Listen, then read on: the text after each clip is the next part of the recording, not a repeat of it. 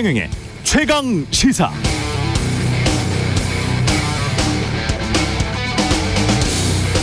네, 우리가 은행에서 돈을 빌리면 이자를 냅니다. 그런데 이자 납부를 연체한다? 그럼 뭔가 문제가 있다는 이야기죠. 가게나 기업의 현금 흐름에 빨간불이 켜졌다는 뜻입니다. 그래서 금융권은 여신, 즉 대출의 회수 가능성에 따라서 정상이냐 아니냐를 5단계로 구분하는데요. 매달 이자를 납부하는 건 정상, 바로 그 위에 좀 주의해야 된다. 요주의 여신으로 분류하는 게 1개월 이상 3개월 미만 이자가 연체됐을 때입니다. 그럼 일반 시중은행이 아닌 아무래도 신용도가 좀 낮은 서민이나 중소기업들이 찾는 저축은행의 요주의 여신의 비율은 어느 정도일까요? 어떤 저축은행은 한두 달 이렇게 이자를 연체하는 곳이 셋 중 하나를 넘어서 둘 중 하나에 육박 또는 넘는다. 50% 안팎이라면 심각한 상황인 건 확실하죠. 이런 상황에 경기 침체까지 덮쳐 수요가 위축된다면, 장사가 더 안 된다면, 현금이 잘 안 돈다면, 실업이 닥친다면 지금 시장에서 우려하는 건 그런 겁니다.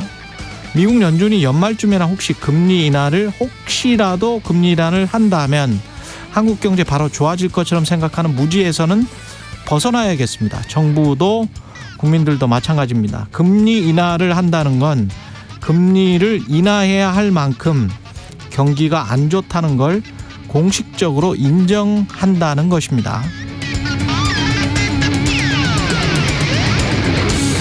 네, 안녕하십니까. 6월 16일 세상에 이익이 되는 방송 최경영의 최강시사 출발합니다. 저는 KBS 최경영 기자고요. 최경영의 최강시사 유튜브에서도 실시간 방송합니다. 문자 참여는 짧은 문자 50원, 기본차 100원이 드는 샵9730 콩오플 무료고요. KBS 1라디오 채널 정치경제 사회문화 등 다양한 명품 콘텐츠가 있습니다. 구독과 좋아요, 댓글 많이 부탁드리고요. 오늘 최강시사 국민의힘 김재원 최고위원, 김재원의 박치기왕, 그리고 더불어민주당 김종민 의원 뉴스는 쉽니다 준비되어 있습니다.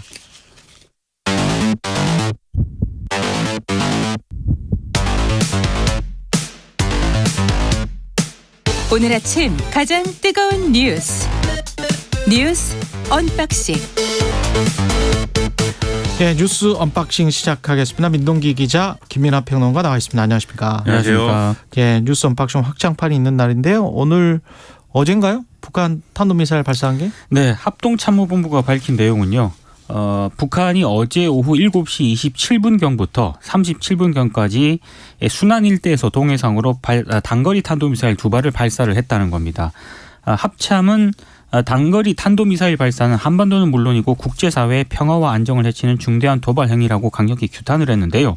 일본 NH가 보도한 내용을 보면 이 탄도미사일이 일본 배타적 경제 수역에 낙하한 것으로 보인다, 이렇게 보도를 하고 있습니다. 북한의 이번 탄도미사일 발사는 지금 한미연합합동 화력 경멸 훈련이 진행 중이거든요. 그런데 어제 윤석열 대통령이 이 훈련에 직접 참석을 해서 이 훈련하는 걸 직접 봤습니다. 언론들의 해석을 보면은 이것에 대한 어떤 반발성 도발 아니냐, 이렇게 지금 해석을 하고 있는 그런 상황이고요. 실제로 북한이 어제 국방성 대변인 이름으로 강력 규탄하는 또 입장문을 내기도 했는데요. 북한의 탄도미사일 발사는 지난 4월 13일 이후 63일 만입니다. 뭐 하도 쏘니까는 이제 이 뉴스가 나오면 미사일이다라고 했을 때 지금 말씀하신 것처럼 단거리 탄도미사일이다 그러면 차라리 막 안도가 되는 느낌이 들고 막 그래요, 이제는. 그러니까 그만큼 워낙에 많이 쏘니까는 국민들 입장에서도 좀 식상해지는 이런 문제가 있는 건데, 근데 그렇다 하더라도 단거리 탄도미사일이라고 하더라도 우리가 이제 지적을 한 대로 유엔 안보리 결의 위반인 것이고, 이 군사적인 긴장 강도를 계속해서 높여가는 그런 방식의 어떤 행위 아닙니까? 그래서 철저하게 규탄을 해야 되겠는데, 다만 이제 지금 이렇게 단거리 탄도미사일 발사해서 반발하는 것과는 차원이 다른 어떠한 것들이 오는 거 아니냐라는 우려는 계속해서 진행이 되고 있어요. 그래서 지난번에 이제 위성 발사를 한다고 그랬는데 그게 어쨌든 잘 안 되지 않았습니까? 뭔가 다시 이제 하려는 움직임이 있을 것인데, 그러한 것들을 어떻게 해석하고 어떻게 접근하고 어떻게 못하게 할 것이냐, 이런 것부터 시작해서 계속 이렇게 이런 이제 북한의 어떤 군사 행위들은 결국 이제 중국, 러시아 등등의 어떤 이 지정학적인 어떤 그런 사정들하고 맞물려서 우리로 하여금 또 이 여러 가지로 이 평화 체제를 위해서 접근할 수 있는 선택지를 다 좁혀버리는 그런 환경을 만들어버릴 수가 있는 거거든요. 그래서 이게 서로에게 안 좋은 건데, 서로에게 안 좋은 일을 굳이 서로 이렇게 하고 있는 이 상황을 앞으로 어떻게 국제사회와 함께 풀어나갈 것이냐 고민이 상당히 더 깊어질 수밖에 없는 상황입니다. 예. 그리고 대법원에서 판결이 났는데 이게 상당히 노란봉투법 지금 아직 국회에서 이게 노란봉투법이 통과됐었어요? 아닙니다. 아예 안 됐죠. 그래서 이제 예. 이번 대법원 판결로 노란봉투법 입법에 좀 힘이 실리지 않겠느냐. 노란봉투법 지금 저 입법해 놓은 거하고 상당히 좀 비슷한 방향으로 지금 했습니다. 네. 대법원이 근데 판결을. 약간의 배경 설명이 필요한데요. 예. 현대차 하청업체 노동자들로 구성된 금속노조 현대차 비정규직 지회가 있습니다.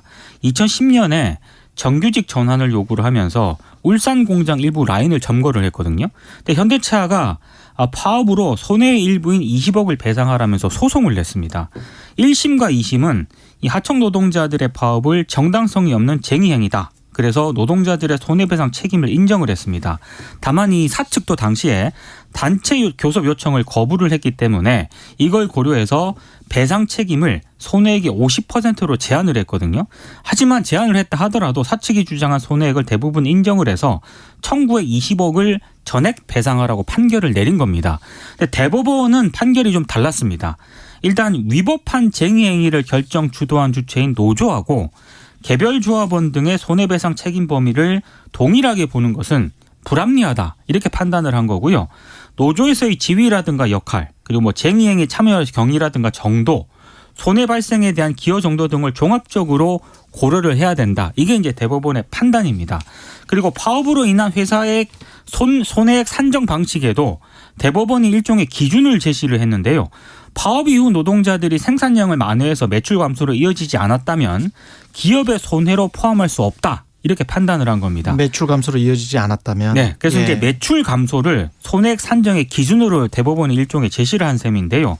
근데 대법원의 이번 판결 자체는 뭐 파업을 결정한 노조와 파업에 참여한 노동자의 책임은 좀 다르게 봐야 하고 기업이 포괄적으로 주장하는 손해를 좀 구체적으로 살펴야 한다. 이게 핵심인데 노동계 쪽에서는 일단 조금 아쉽다는 그런 입장도 분명히 나오고 있습니다. 경영계 쪽도 반발이 있을 거고요. 그렇습니다. 노동계의 좀 입장은 원청을 상대로 한 하청 노동자들의 파업은 여전히 불법 파업이라고 지금 대법원이 판단을 하고 있고 그렇죠. 그리고 노동자 개인에게도 파업의 책임을 물을 수 있는 기존 판례를 유지를 했기 때문에 이런 부분들에 대해서는 좀 비판적인 입장을 내놓았고요.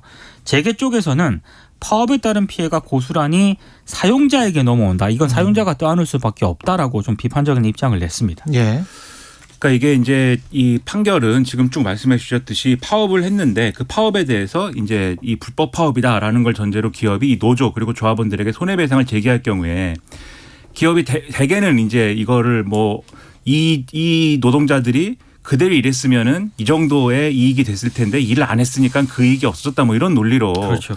그만큼의 손해가 발생했다. 이 논리로 지금 이제 손해배상을 막 청구하는 거거든요. 그리고 근데 우리가 이런 사례들을 쭉 살펴보면 나중에 통시적으로 이렇게 보잖아요. 그러면 그해 초에 뭐 장기간 파업이 났다는 그 회사가 그 어떤 대기업이 그해 사상 최고의 매출액과 순이익을 올렸다. 또 그런 기사들이 나오거든요. 그 다음에 그런 것들을 보면 그게 바로 매출 감소로 이어졌다라고 판단을 어떤 시점에 해야 되느냐. 그게 굉장히 중요한 것이고 그 분기에 당겨서 했던 그러니까 가령 그 굉장히 주문량이 많았어요. 그래서 주문량을 납기를 다 못 맞추고 했다고 하더라도 그 다음에 그 납기가 약간 연장이 되면서 오히려 매출이 폭발적으로 늘어났다면 이거는 뭐 매출 감소를 그 만회해 줄 노동조합의 개별 노동자들이 만회해 줄 아무런 이유가 없거든요. 그렇죠. 그러니까 대법원이 이런 것들은 사실 이렇게 쭉 보면서 합리적으로 저는 판단을 한 것 같습니다.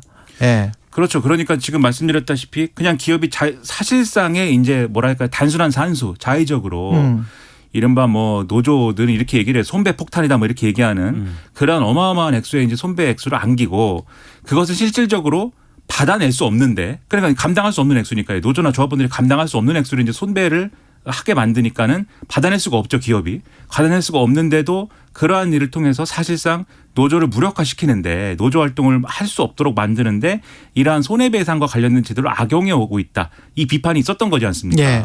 그래서 결국 이 손해배상 책임이 인정되고 이러면은 그거를 이 어떤 감당하는 것부터 시작해서 뭐 이제 월급이 과거에는 뭐 월급이 감류당하고 뭐 이런 사례부터 그렇죠. 시작해가지고 조합원들끼리 네 책임 내 책임 하면서 싸우고 이 조합 활동 노조 활동 못 하겠다 이러고 탈퇴하고 뭐 이런 상황으로 이어지니까 그런 걸 기대하고 이제 하는 거 아니냐라는 비판이 있었던 건데 이 손배 때문에 안타까운 그런 극단적인 선택을 하신 분들도 그렇죠. 있습니다. 네. 대법원의 취지는 그래서 손해배상의 책임을 뭐 면제한다든가 이런 게 아닙니다. 지금 그거 말씀해 주신 아니에요. 대로 전혀 아닙니다. 그렇죠. 예. 이 말씀해 주신 대로 손해배상할 수 하는 액수를 산정할 때 그것이 개인별로 해라. 좀 합리적으로 감당할 수 있는 범위가 돼야 되는 것이고 실제로 그래서 이제 손해가 일어나는 것을 기본으로 해야 되는 것이고 또 노조가 예를 들면 이 어떤 파업을 주도한 것에 대한 책임과 그 노조에 소속돼 있는 개별 조합원들의 다 똑같은 책임을 물어가지고 다 똑같은 손배 폭탄을 안기는 게 불합리하다 이거거든요. 그래서 노동계가 이제 아쉽다고 하는 것은 기본적으로 이런 이제 파업을 할 때 사측 책임도 있고 노동자 책임도 있는데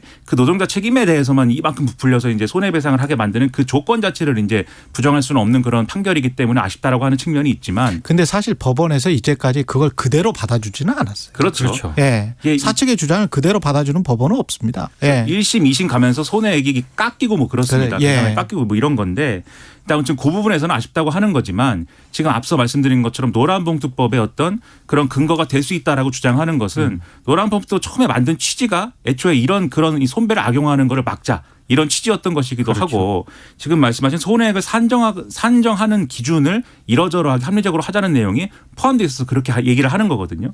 다만 이제 고용노동부는 여기에 대해서는 또 뭐 노란봉투법하고는 관계가 없는 내용이다 이렇게 주장을 하고 있습니다. 그래서 지금 말씀드린 대로 이 연대 책임을 부인하는 내용의 노조법 개정안하고는 이 취지가 다른 것이다. 그래서 일종의 이제 방금 말씀드린 손해액을 산정하는 것과 관련된 책임 비율에 관련된 법리를 제시한 것이기 때문에 관계가 없다 이렇게 얘기를 하고 있어서 결국은 이게 이 노란봉투법이 처리될 때 대통령이 거부권을 행사하는 게 어떤 의미야 어떤 맥락이냐에 대해서 앞으로도 정치적 논란은 불가피할 것 같습니다. 그래 윤석열 대통령이 학교에서 공교육에서 배우지 않은 내용을 수능에서는 그 배제하는 게 어떻겠느냐 이런 이야기를 했습니다. 그러니까 어제 이제 이주호 부총리 겸 교육부 장관으로부터 교육개혁 현안 추진 사항을 보고를 받았거든요. 그 보고를 받으면서 수능 출제 방향과 관련해서 이제 대통령이 처음으로 언급을 했습니다. 예. 공교육 교과 과정에서 다루지 않은 분야의 문제는 수능 출제에서 배제해야 한다. 이렇게 얘기를 한 겁니다. 조금 구체적으로 설명을 드리면 공교육에서 다루는 내용에 관해 학교에서 배우는 것을 더 보충하는 차원에서 사교육을 찾는 것은 막기가 어렵다. 그런데 과도한 배경 지식을 요구하거나 대학 전공 수준의 비문학 문항 등 공교육 교과 과정에서 다루지 않은 부분의 문제를 수능에서 출제하면 이건 무조건 사교육에 의존하라는 것 아니냐. 교육 당국과 사교육 산업이 한편이란 말인가. 이렇게 이제 얘기를 했습니다. 그러면서 정부가 사교육비 경감 방안을 준비해서 강력 추진해달라 이렇게도 언급을 했고요. 이 언급 뒤에 정부 고위 관계자가 기자들과 만나서 간단하게 설명을 했거든요. 예. 원론적인 말씀인데 그동안 잘 지켜지지 않은 것에 대한 문제 제기였다. 이렇게 설명을 했고 추가 사교육비 경감 방안도 곧 발표할 예정이다. 이렇게 얘기를 했습니다. 뭐 여러 가지 언론들이 평가를 하고 있는데 수능에 대해서 대통령이 이렇게 구체적으로 얘기를 하는 게 또 적절하냐 이런 비판도 한쪽에서는 나오고 있습니다. 그러니까 이게 처음에 속보가 나왔을 때 이게 무슨 얘기인가 잘 이해가 안 됐어요. 그러니까 교육 과정에 이제 배우지 않은 것을 수능에 출제하지 말라라는 취지로 이제 읽혀서 근데 수능은 배운 거를 출제하는 거거든요, 기본적으로. 그렇죠. 우리가.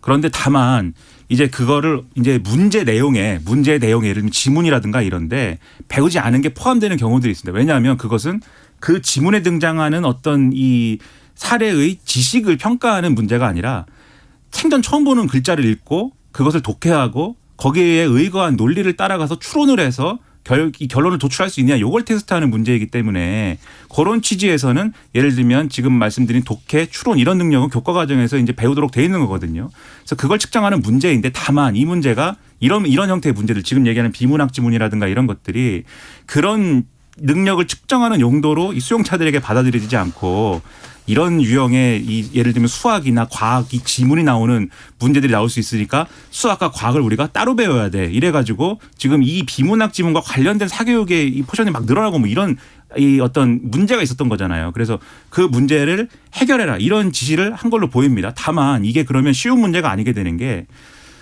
기본적으로 그러한 이제 문제가 존재하는 이유 중에 하나는 지금 말씀드린 그러한 능력을 측정하는 것도 있지만 수능 시험에 변별력과 관련된 부분이 분명히 있는 거거든요. 그래서 변별력을 왜 그러면 수능 시험에 있어서는 이 필요로 하는 것인가 변별력을 이 문제를 얘기를 하면 결국 입시제도 전반에 대한 얘기로 갈 수밖에 없어요.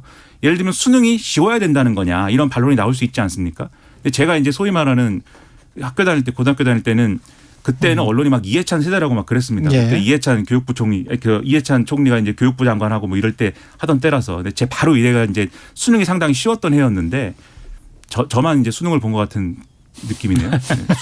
수능 세대는 저만 있는 것 같은. 예. 근데 그때 수능이 쉬워서 문제라고 엄청나게 이 사회 여론적으로 상당히 문제가 되고 막 이랬단 말이죠. 그래서 그런 차원의 문제라기보다는 제도 전반 어떻게 하는 거냐에 대한 문제이고 예를 들면 이런 이제 대통령의 언급이 있으려면 수능을 자격고사화한다든지 이런 것과 연관된 어떤 제도 개선을 한다든지 이런 게 교육개혁의 과제로서 제출돼야 가능한 거지 않습니까? 그건 찬성해요. 저는 사실은 그렇죠. 대통령의 이 취지의 발언 그러니까 수능도 좀 쉽고 중간고사나 기말고사 뭐 이런 것들이 좀 모의고사 이런 것이 좀 쉬웠으면 좋겠습니다. 그리고 자격시험 위주로 되는 거 이게 대통령의 취지는 그런 말인 것 같은데 저는 학부모로서 지금 우리 애들은 뭐 다 이미 대학 갔습니다마는 대학 가고 뭐 취업도 한 아이도 있는데 학부모로서 제가 그 친구들의 국어나 영어나 뭐 이런 거를 좀 봤잖아요. 그 시험을 보니까 저도 학교 다닐 때 꽤 공부 좀 했다고 생각하고 미국 유학도 갔다 왔는데 미국의 대학원 들어갈 때 미국 GRE라는 걸 보거든요. 네. GRE 수준이 영어에 나와요. 고등학교 2학년 그냥 일반 중간고사에 나와요. 제가 깜짝 놀랐어요. 이러면 안 돼요. 선생님들 못 풀어요. 이것도 선생님들한테도 그냥 풀라고 해도 몇 개 분명히 틀립니다. 왜냐하면 아니 미국 사람한테 풀으라고 그래도 못 풀어요.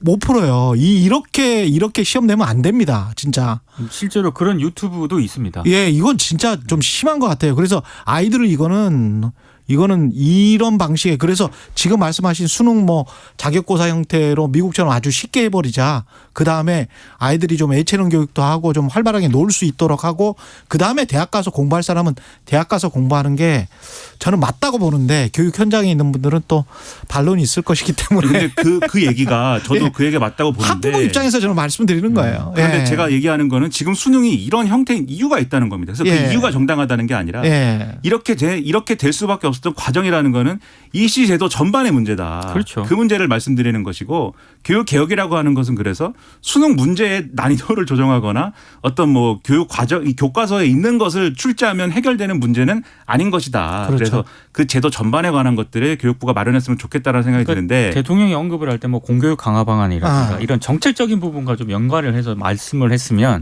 조금 더 좋지 않았을까. 조금 더 정교하게. 다만 저는 예. 이주호 교육부 장관이 해명해야 될 문제가 있다고 생각하는 것은 예. 인사청문회 때 그 논란이 나왔거든요. 본인이 이제 주도한 단체와 사교육 업체와의 그렇죠. 어떠한 무슨 뭐 일감 몰아주기와 후원금 대가로 뭐 된 거 아니냐라는 논란 등등에 대해서 제대로 해명하지 않고 교육부 장관으로서 여기까지 왔는데 결국은 사교육을 줄이자는 거 아닙니까 대통령 지시도. 그렇죠. 그런 문제에 대해서 스스로를 돌아보고 또 해명하고 이런 것도 필요하지 않나 생각합니다. 예, 날씨와 교통정보 듣고 뉴스 언박싱 다시 이어가겠습니다.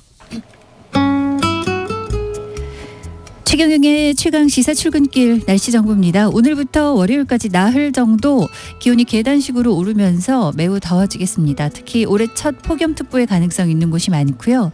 주말에 내륙 중심으로 33도 안팎까지 오르겠는데요. 오늘이 그 시작입니다. 서울이 29도까지 예상되고 대전, 강릉, 광주, 대구 32도 등 오늘은 전국이 대부분 30도 안팎. 하늘도 당분간 맑은 가운데 햇볕에 의해 기온이 오르면서 이렇게 공기가 더운 공기가 더 쌓여 내려갈 것으로 예상되고요. 주말인 토요일은 대구와 광주도 34도, 일요일과 월요일 이틀간 서울도 33도까지 예상돼 폭염이 계속되다가 다음 주 화요일부터 기세가 좀 꺾이겠습니다. 오늘도 자외선 지수 매우 높음 단계, 전국 최고 단계가 예상됩니다. 오후에 오존 농도도 나빠지는데 경기 남부는 매우 나쁨이 예상되고요. 미세먼지 농도만 청정해서 좋음에서 보통으로 무난하겠습니다. 아침에 충남 서해안과 내륙에 짙은 안개 주의하셔야 되겠습니다.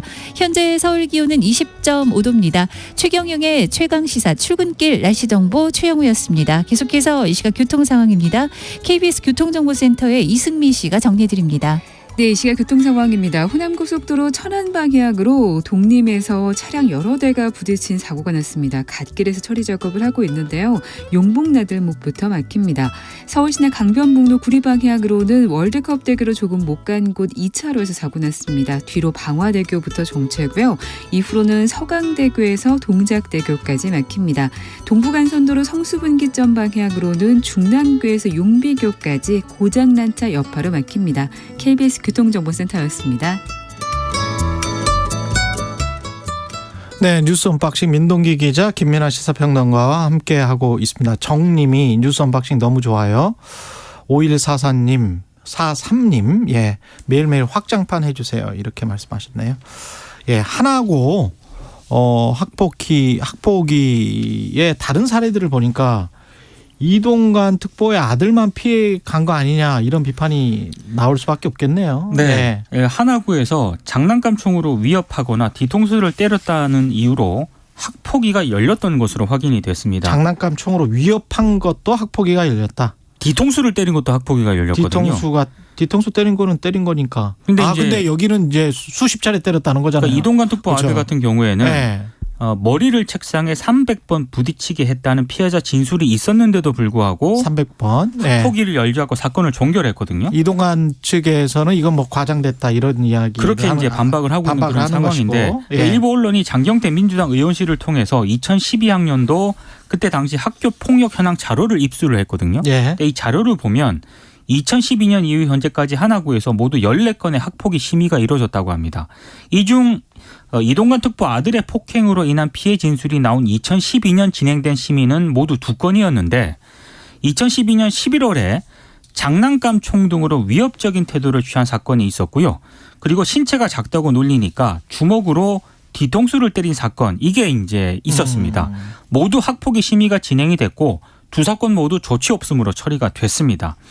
학폭위는 반드시 이제 소집을 하도록 규정이 되어 있지 않습니까? 그러니까 소집을 했고 두 사건 모두 조치 없음으로 처리가 된 사안입니다. 그러니까 학폭위가 이거는 열렸다는 게 중요한 겁니다. 그렇습니다. 예. 그리고 이제 2012년 이후에도요. 이를테면 뭐 사소한 말다툼이 원인이 되어서 상대방을 주먹으로 때린 사건도 있었고 뭐 감정 섞인 말, 뭐 째려보는 것 등으로 정서적 폭력을 당했다는 그런 사건 등도 있었는데 역시 이것도 학폭위가 열렸고 이것도 학폭위가 열렸다. 예, 조치 없음으로 처분이 됐습니다. 반면에 이제 이동관 특보 아들 사건 같은 경우에는 이것보다 훨씬 구체적이고 상대적으로 좀 가해 정도가 좀 심하다는 그런 진술이 구체적으로 있었는데도 불구하고 진술서가 맞다면 네, 예. 학폭위가 안 열렸거든요. 이게 상대적으로 좀 문제가 있다 형평성 차원에서 이런 또 비판이 나오고 있습니다. 그러니까 학교 폭력이라는 게 뭐 다들 학교 다녀봐서 아는 거지만 시작될 때는 이게 뭐 장난인지 폭력인지 구분이 안 되는 뭐 그러한 선이라는 것에서부터 시작을 하는 거거든요. 그렇죠. 그리고 지금 말씀하신 장난감 총이라고 표현이 됐지만 이 장난감 총이 뭐냐에 따라서도 심각성이 달라질 수 있는 겁니다. 그렇죠. 예를 들면 장난감 총인데 우리가 흔히 뭐 비비탄이라고 부르는 플라스틱 탄 들어가는 그런 장난감 있지 않습니까? 그건 아픕니다. 그런 경우에는 이거는 이제 이게 위험해. 그리고 뭐 상습적으로 상시적으로 이루어졌다 그러면은 이거는 학교 폭력의 범죄에 충분히 들어갈 수 있는 일이 될 수가 있고 이것뿐만 아니라 언어 폭력이라든지 이런 것들도 다 학폭이 열게 되거든요.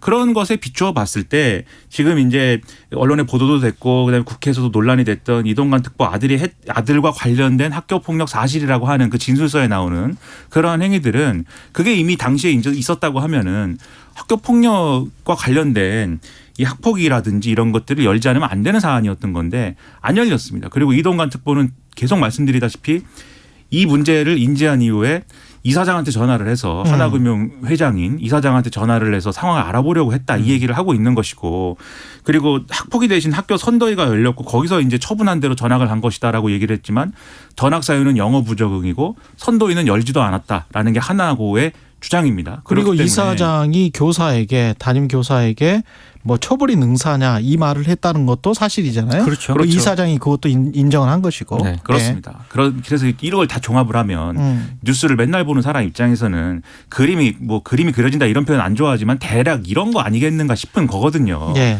근데 제가 우려가 되는 건 이렇게 많은 것들을 언론이 지적하고 뭐 이거 아닙니까라고 얘기를 해도 제대로 해명 안 하는 것이고 예. 그 제대로 해명 안 하는 것에 대한 다른 얘기들 예를 들면은 이 교사가 불순하다. 언론이 불순하다. 역시 언론은 혼나야 된다. 이렇게 가고 그다음에 이게 결국은 그리고 하나고도 예. 이러한 이제 이 학폭이라든가 선도위가 열리지 않은 이유에 대해서 그건 우리 잘못인 것 같습니다. 뭐 이렇게 가고 이런 상태가 되면은 이게 뭐 진실 규명이 어려운 거 아니냐는 우려가 이미 지금 이만큼 지금 들고 있는 생각이거든요. 그 점에 있어서는 상당히 지금 우려가 상당히 큰 상황이 아닌가 생각이 됩니다. 참 불순하다는 그 말 자체가 우리 언론에서도 정치에서도 좀 사라졌으면 좋겠는데 과거에 이제 불순 세력 뭐 이런 말들이 있었잖아요. 어제 또 건전 매체 뭐 이런 건전 불순은 참 옛날 단어인데요, 그죠? 예, 뭐 구시대적 단어인 것 같습니다. 누가 누구를 불순하다라고 할 수 있는지 정당에 가입된 사람들이 시민사회에 있는 사람들에게 불순하다고 하는 것은 어떤 불순한 의도가 있는 것인지 잘 모르겠네요. 예, 순수합니까? 아마 언론인이 정치인들보다는 훨씬 더 순수할걸요? 그렇습니다. 예, 시가이밍 논란 속 민주당 의원들이 방중한 것과 관련해서 국민의힘은 거세게 몰아치고 있습니다. 일단 민주당 의원 7명이 어제 문화교류 목적으로 중국을 방문을 했습니다. 일단 싱하이밍 대사 발언은 대단히 부적절했다고 일단 지적을 했고요. 주한 중국 대사 발언 한마디에 모든 외교적 교류가 끊겨서는 안 된다. 이런 입장을 내놓았습니다. 어제 이제 박지영 의원이 일종의 부단장격이기 때문에 인천국제공항에서 기자들에게 간단하게 브리핑을 했거든요. 그러니까 중국의 전국인민대표 대회하고 티베트 자치구에서 문화교류 확대를 위한 국회의원의 방중을 요청을 했다. 그래서 이제 가는 것이다라는 입장을 밝혔고 애초에는 국민의힘 의원 2분도 참석을 하기로 했지만 당내 혹은 개인 사정으로 불가피하게 불참을 했다. 방중 일정 추진 당시에는 민주당만이 추진한 것이 아니다. 뭐 이런 입장을 내놓기도 했습니다. 뭐 기자들이 좀 물었나 봐요. 싱하이밍 대사건도 있는데 방중을 하는 게 좀 맞느냐. 이렇게 이제 질문을 하니까 여기에 대해서 이런 때일수록 더 만나고 논의해야 한다는 생각에서 일정을 좀 추진하게 됐음을 밝힌다라고 입장을 내놓았습니다. 만약에 대한민국 국격을 훼손하는 발언이 중국 쪽에서 나온다면 단호하게 문제를 제기할 것이다. 이렇게 얘기도 하기도 했는데요. 하지만 말씀하신 것처럼 국민의힘은 민주당 의원들의 방중을 강하게 비판을 하고 있습니다. 김기현 국민의힘 대표가요. 어제 최고위 회의에서 민주당 의원 7명이 이제 추가로 방중을 한다는데 외교 참사를 넘어서 형사처벌 대상이 될 수 있음을 경고한다. 이렇게 입장을 내놓았고 언론 보도에 따르면 그 돈을 중국이 낸다고 하는데 이는 뇌물 외유가 아닐 수 없다라고 강하게 비판을 했습니다. 일단 뭐 외유성 출장할 때 그 외유라면은 이게 그런 건지는 해외로 놀러 갔다. 그렇죠. 외유가. 외유랑은 그렇죠. 좀 다른 차원에서 봐야겠죠. 그렇죠. 네. 그러한 근거를 갖춰서 이제 얘기해야 될 것 같고 다만 민주당은 지금 싱하이밍 문제가 있기 때문에 가서 괜히 뭐 이용당하고 뭐 이러면 안 되는 겁니다. 그래서 이용당하지 않을 만한 그러한 일정과 그러한 어떤 이 애초 목적에 분명히 들어맞는 그런 일정 중심으로 수행하기를 바라는데 제가 좀 의문인 거는 티베트 관광문화 국제 박람회 참석 이런 거는 이 불필요한 논란이 있을 수가 있어요. 왜냐하면 중국 정부하고 공산당 정부하고의 갈등이 있는 거잖아요. 그렇죠. 여기 주민들하고. 근데 지금 이 중국 정부가 초청해가지고 티베트 관광문화 국제 박람회 가자는 것이 어떤 의미일까에 대한 논란이 있는 거기 때문에 그럼 약간 좀 관변 단체일 가능성이 높네요. 그렇죠. 예, 그래서 중국 관변 단체. 그런 거에는 특별히 이 어떤 혹시라도 문제가 될 만한 상황이 이루어지지 않도록 주시를 해야 되는 거고요. 그리고 저는 국민의힘이 여기에 대해서 민주당 의원들을 방중만 비판만 할 게 아니라 국민의힘도 가라고 얘기하고 싶습니다. 방중을 해야 된다. 왜냐하면 방중 가서 무슨 옛날에 우리 뭐 이 사신처럼 가가지고 조공을 하라는 얘기가 아닙니다. 공물을 바치라는 얘기가 아니라 뭘 좀 뚫어야 될 거 아닙니까? 경제 문제도 그렇죠. 있고 네. 양국 간에 싱하이밍 하나 때문에 싱하이밍이라는 이상한 사람 하나 예를 들면 이상한 사람 하나 때문에 모든 한중 간의 교류를 다 중단할 수는 없는 거 아닙니까? 특히 이 정권 들어서 미국, 일본에 기울어져 있는 외교하는 거 아니냐라고 중국이 반발하고 있는 그런 상황이 있기 때문에 요거는 상황을 관리해야 될 필요가 있는 거거든요. 그래서 제가 알기로는 중국 뭐 알기로는이라고 얘기하면 좀 그렇고 추측하기로는 과연 예를 들면은 중국 당국이 한번 중국에 와서 얘기를 하자든가 뭐 만나자든가 이 제안을 민주당에만 하겠는가? 제가 볼 때 그렇지 않아요. 여당이 훨씬 많이 할 거거든요. 상식적으로 생각할 때. 그런데 그러한 것들이 제대로 이루어지지 않고 있기 때문에 이런 뉴스들이 수면 위로 올라오는 거 아니냐라는 의심도 있습니다. 그래서 지금 여당이 이 국정에 책임을 지어야 되는 그러한 이제 입장이기 때문에 이런 식으로 뭐 형사처벌 이런 얘기가 아니라 이게 무슨 형사처벌입니까? 그게 아니라 중국에 따로 가서 이 물꼬를 좀 터라. 저는 그 얘기를 하고 싶습니다. 분위기를 그렇게 조성했으면 좋겠어요. 모든 나라에게 긍정적으로 다가갈 수 있는 어차피 다 수교국들이고 중국 같은 경우는 뭐 제1위의 무역 상대국이기 때문에 우리가 그쪽으로부터 뭐 한미일 쪽으로 쭉 이렇게 쭉 나온다라는 이 정책 뭐 찬반이 있을 수 있습니다만은 그렇게 이럴 수밖에 없다라고 하면 뭐 10년이건 20년이건 좀 시간을 벌면서 차근차근 무역을 이쪽으로 이전해야 될 거 아니에요? 그렇죠. 그러면 그런 시간을 벌 동안에 우리는 최대 이익을 얻을 수 있는 그 방향에서 중국과의 관계는 유지될 수 있도록 그게 외교가 아닌가 싶어요. 근데 그것마저도 당장 어떻게 해버리고 뭘 중국이랑 적대적으로 하자. 그거는 분명히 아닐 거거든. 국민의힘도 그리고 용산의 대통령실도 그런 생각은 아닐 거거든요. 근데 자꾸 이렇게 말을 격화시키는 거는 다른 어떤 국내 정치적인 어떤 의도가 있지 않나 이렇게 의심받을 수 있기 때문에 굳이 이렇게까지 할 필요는 없다. 그리고 미국이나 다른 나라들 보면 기업인들이 지금 가가지고 미국 정부와는 전혀 다른 지금 주장을 하고 뭐 디커플링이 아니고 디리스킹이 맞고 이것도 수십 년 걸릴 것이다. 그러니까 우리는 중국에서 계속 사업을 할 수밖에 없다. 그렇게 그냥 당당하게 말을 해버리거든요. 예를 들면 엔비디아가 그렇지 않습니까? 그렇죠. 엔비디아가 젠슨 황이라는 그 사장입니까? 네. 회장입니까? 그 사람이 그렇게 얘기하지 않습니까? 이게 예를 들면 중국에 대해서 반도체와 관련돼서 이제 뭐 이렇게 하면 네. 공급망 분리나 이런 걸 하면 오히려 중국의 반도체가 굴기하고 그것이 이제 자립할 수 있는 그런 환경을 더 만들어주는 것밖에 안 된다. 왜냐하면 우리 지난번에 일본으로부터 세 가지인가 원료 원재료 못 받았었을 때 네. 우리가 다시 굴게 해버렸잖아요. 네. 그리고 엔비디아의 그 어떤 우려라는 거는 엔비디아가 갖고 있는 그래픽 연산 칩이라는 게 결국 처음에는 그래픽을 뭐 만들기 위해서 만든 칩이지만 지금 AI 산업에 굉장히 중요한 것으로 활용되고 있기 때문에 엔비디아가 엄청나게 커져버린 거 아니겠습니까? 근데 AI와 관련돼서 또 제일 뭔가 해보고자 하려고 정부 차원에서 움직이는 게 또 중국이지 않습니까? 그러니까 이런 것들이 오히려 중국 정부를 때린다고 해서 이 AI 산업과 관련된 반도체 산업이 미국이 다 갖고 간다 이런 구도가 아니라는 걸 엔비디아가 이제 그 주장이 보여주는 거죠.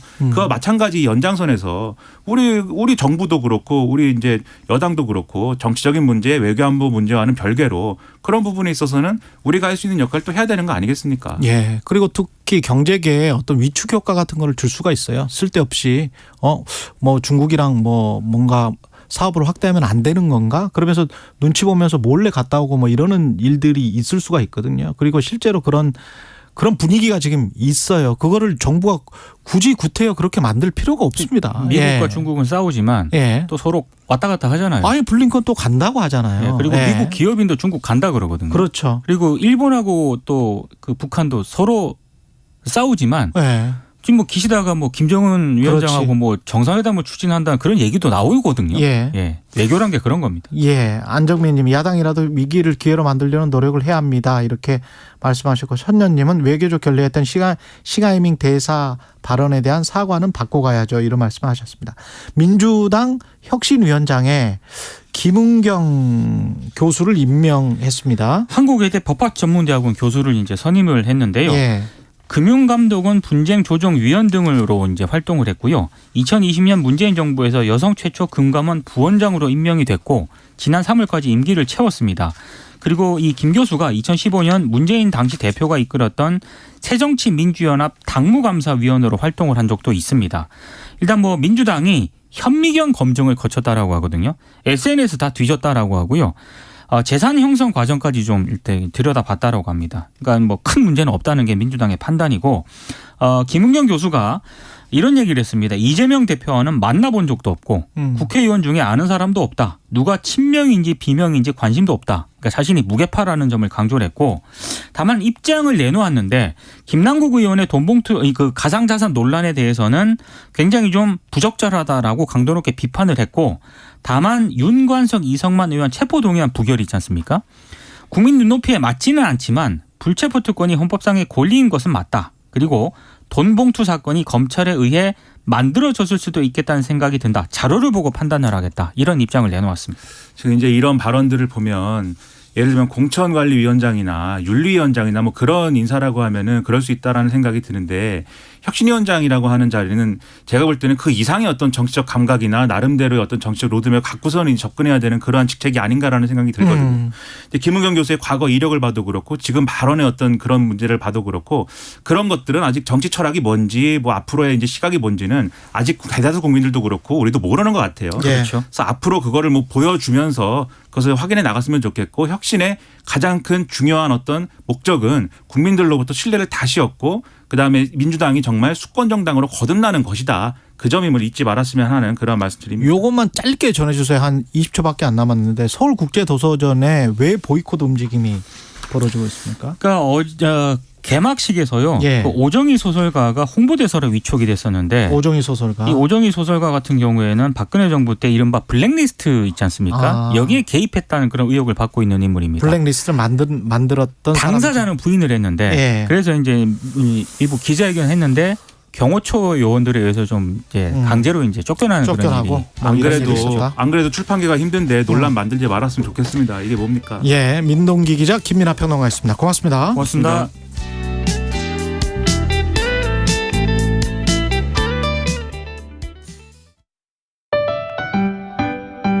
2023 KBS 1라디오 연중기획 낮은 목소리 당신의 목소리를 들려주세요.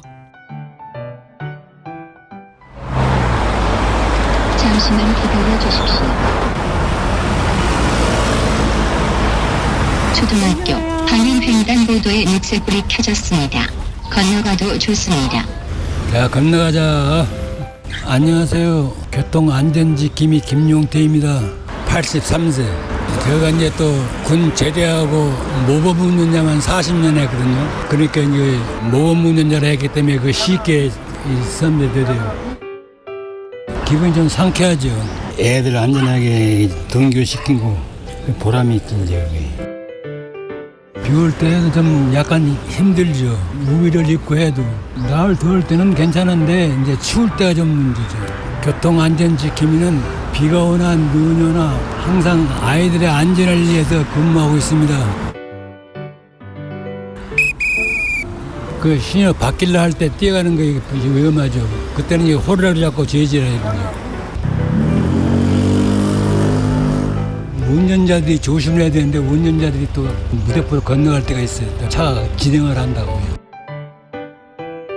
운전하시는 분들 교통법규 잘 지켜주세요. 어른이 보호구에서는 서서히 운행하세요. 앞으로 우리 아이들을 위해서 열심히 하겠습니다. 운전자분들 신호 잘 지켜주세요. 오늘 하루도 묵묵히 살아가는 당신의 이야기를 들어봅니다. KBS 1라디오 연중기획 낮은 목소리였습니다.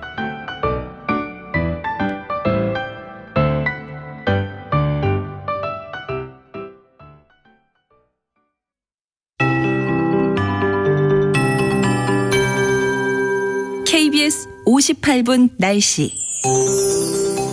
맑은 하늘인데다가 앞으로 나흘 정도 다음 주 월요일까지 햇볕이 강하게 내리쬐면서 뚜렷한 소나기 소식도 없는 상황이라 더운 공기가 쭉 유지되겠고요. 게다가 폭염특보가 내려질 가능성도 높은 나흘 정도 지내셔야 됩니다. 고생길이라고 생각할 수 있는데요. 이후로 화요일부터는 기온이 좀 조정이 돼 폭염의 기세가 꺾이겠고요. 다음 주 수요일쯤에는 비도 한 차례 지날 가능성이 있습니다. 우선 오늘은 서울이 29도, 대전, 강릉, 광주, 대구 32도 등 전국이 대부분 30도 안팎으로 덥고요. 주말인 토요일은 대구와 광주가 34도, 일요일과 월요일은 서울도 33도까지 오르면서 폭염이 기승을 부리겠습니다. 오늘도 12시부터 오후 3시 사이에 전국 모든 지역 자외선 지수가 매우 높으므로 최고 단계가 예상돼서 오늘 모자를 쓰시거나 선글라스를 착용해 주시고요. 또 자외선 차단제도 꼼꼼히 바르셔야 됩니다. 오후에는 전국의 오존 농도도 나쁜데요. 경기 남부는 매우 나쁨이 예상되고요. 미세먼지 농도는 괜찮겠습니다. 오늘 아침 충남 서해안과 내륙에 짙은 안개에 주의하셔야 되겠습니다. 한편 오늘 새벽 6시 3분 전남 신안군 흑산도 남서쪽 92km 해역에서 규모 3.1의 지진이 발생했는데요. 지진 피해는 없을 것으로 기상청에서는 내다보고 있습니다. 지금 서울 기온은 21도입니다. 기상청에서 최영우였습니다.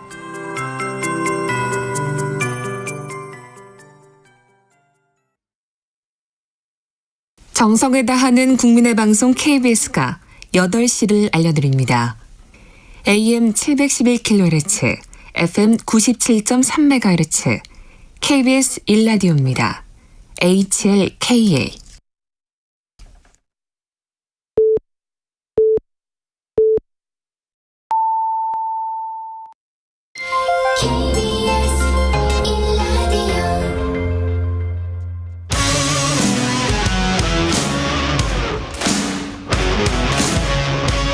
오늘 하루 이슈의 중심 최경영의 최강 시사.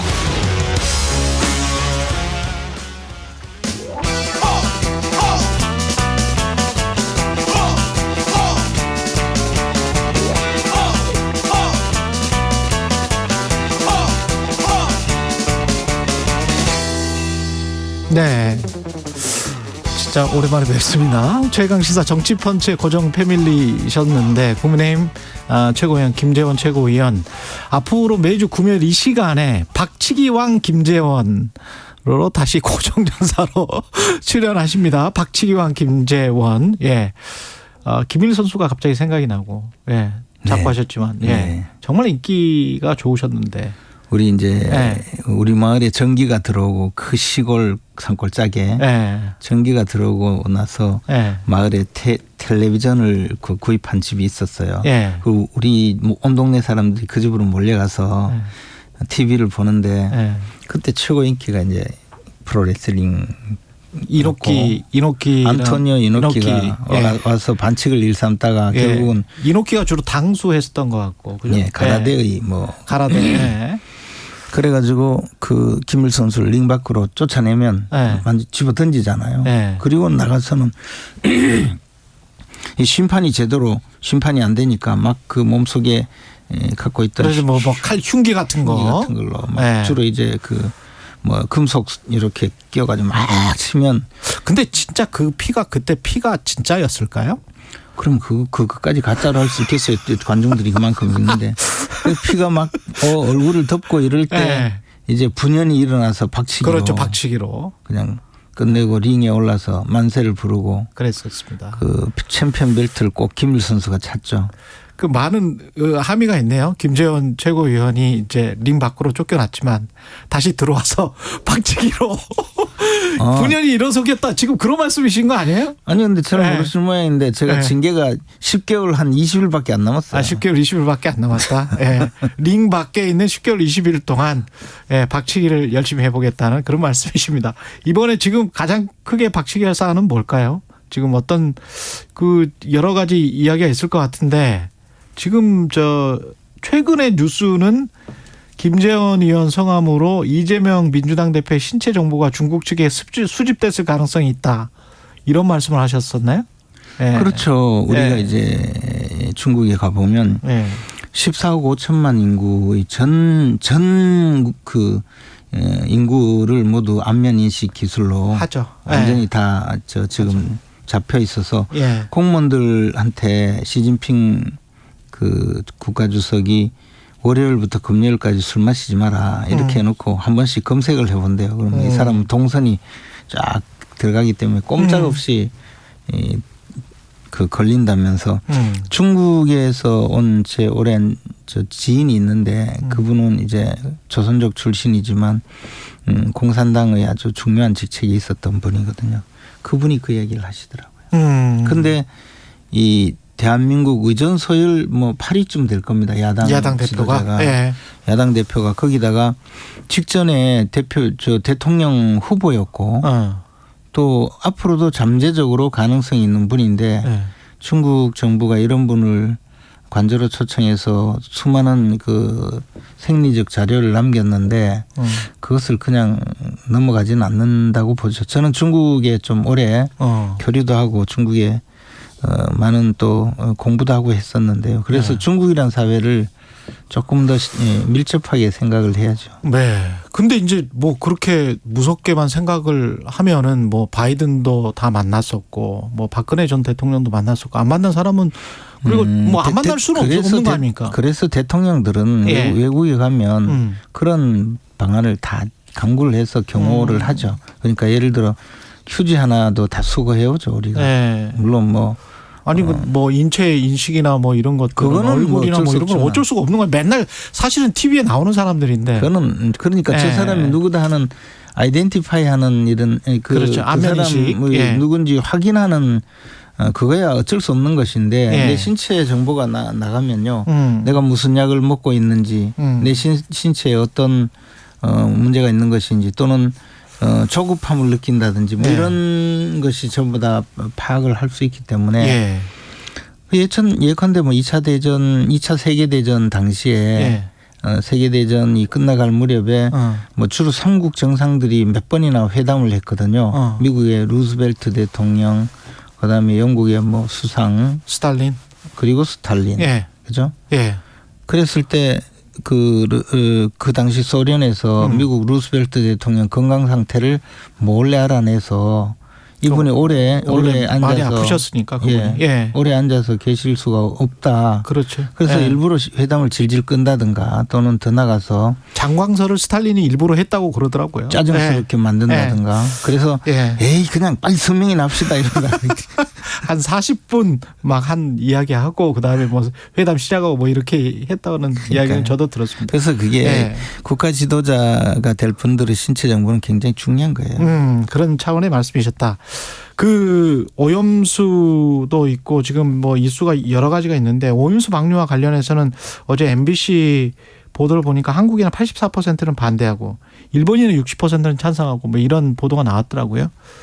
그 어떻게 보십니까? 이거는 지금 소금까지 사재기 한다고 막 그러는데 이게 어떻게 좀 잘 어루만져질 수 있을까요? 국민 정서가? 저는 저 국회 에너지특위위원장을 할 때 일본 그 원전 현장에 직접 다녀왔어요. 그리고 현장에 갔을 때 이 뚜껑이 날아간 그 원자로 앞에서도 있었고 그 구역 내에는요 그 전부 다 그 침출수 참 저 오염수죠. 원자로를 애싸고 있던 뭐 오염수들을 전부 그 탱크로리에 넣어서 쫙 보관을 하고 있어요. 그리고 그것이 아니더라도 반경 4km 이내에 있는 모든 흙을 전부 수거해서 그 비닐팩에다가 집어넣어 놓고 그렇게 하고 있고 반경 4km를 넘는 사람들에게는 이제 들어와도 좋다. 그 주민들은 들어오셔서 여기 뭐 농사를 지으라. 이런 상황이었어요. 제가 갔을 때 2019년도. 2019년에 가셨군요. 근데 그때 이야기 듣기로는 주민들도 한 30% 정도 외에는 30% 정도가 들어와서 생활을 하는 그런 상황이었거든요. 일본 사람들이 원래는 그러지는 않는데. 그렇죠. 근데 이제 저는 그 상황이 지금 뭐 특별히 낮은 건 없다고 봐요. 왜냐하면 방사능의 반감기가 있기 때문에. 그렇죠. 제가 갔던 2019년이나 지금 2023년이나 비슷한 거죠. 체르노빌 보십시오. 체르노빌 반감기 아직도 뭐 해가지고 사람들 잘 못 들어가잖아요. 거기는. 네, 여기는 이제 일본 정부는 굉장히 이 부분도 일본의 국토다 해서 이 사고가 있기 이전 단계로 돌리기를 가장 원해요. 그러니까 후쿠시마에서 생산된 농산물이나 수산물을 우리가 판매해 주자. 이거 아주 좋은 저 깨끗한 농수산물이다 해서 판매 부스를 중요 역마다 만들어 놓고 판매하는 것도 봤거든요. 그래서 이제 일본의 의도는 이 오염수 탱크를 그냥 현장에서 계속 보관하고 있기는 뭔가 이제 과학적 근거를 거쳤다 이렇게 해서 방류를 하고 계속 사고가 없었던 당시로 돌아가고 싶어 하는데 설사 객관적인 데이터로 뭐 그것이 처리수 내지 오염수를 방류한다고 해도 일본 국민들 스스로가 찬성하는 것은 관계없기 때문에 이 분야에 사는 분들하고 무관한 쪽이잖아요. 예. 그 전체 여론조사하면 뭐 찬성이 나오겠죠. 근데 예. 후쿠시마에서 터전을 잃은 사람 또는 거기에 살아야 되는 사람들의 입장에서 과연 오염수를 방류하겠다고 하면 여론조사를 하면 어떻게 나올까? 저는 뭐 그런 생각이. 근데 한국인이 84%나 반대를 했다는 거는 정부가 어제도 뭐 해양 방류가 최선이고 우리 몸에도 해가 없을 거다 강조하면서 매일 앞으로 브리핑을 하겠다 이렇게 했는데 이게 소금 사재기 사태가 나오고 이러는 것들은 국민들이 믿지 못하고 있다는 거 아닙니까? 그렇죠. 그런데 예. 저는 뭐 개인적으로 그쪽에서 오염수를 방류한다 하더라도 그것이 예. 우리나라 해역으로까지 밀려와서 우리나라의 뭐 수산물이라든가 예. 그에 대해서 피해를 준다고 생각하지는 않아요. 예. 과학적으로는. 예. 그러나 우리는 이웃나라에 있는 일본과 물론 잘 지내기도 해야 되지만 이 부분에 대해서는 그래도 우리 목소리를 낼 필요가 있죠. 저는 한덕수 총리가 국회 답변에서 금을 마실 수 있냐고 물었을 때 마실 수 있다. 마시겠다라고 이야기를 한 건데 사실 그거는 조금 부적절한 거 아닌가 생각했어요. 굳이 그렇게까지 앞장서서 나갈 필요가 뭐 있겠느냐. 차라리 그 바닷물인데 10년 동안 고여 있는 바닷물을 내가 왜 마시냐고. 당신은 수돗물 마시냐고.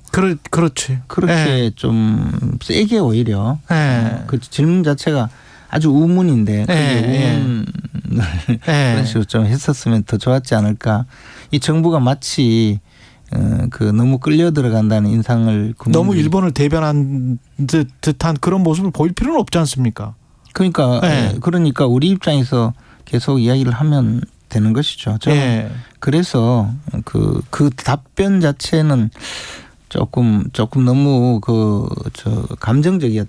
감성을 국민들의 감성을 제대로 반영하지 못했다 그런 생각이었어요. 결과는 똑같더라도. 지금 현재 상황에서 물론 뭐 민주당도 좀 이따 여쭤보겠습니다만은 민주당도 뭐 여러 가지 논란이 있기 때문에 대통령실이나 국민의힘이 어떻게 판단할지는 모르겠습니다만 이동관 특보 같은 경우에 학폭과 과거의 어떤 발언들이 있는데 이거 두 개를 무릅쓰고 이렇게 할까요? 어떻게 보세요?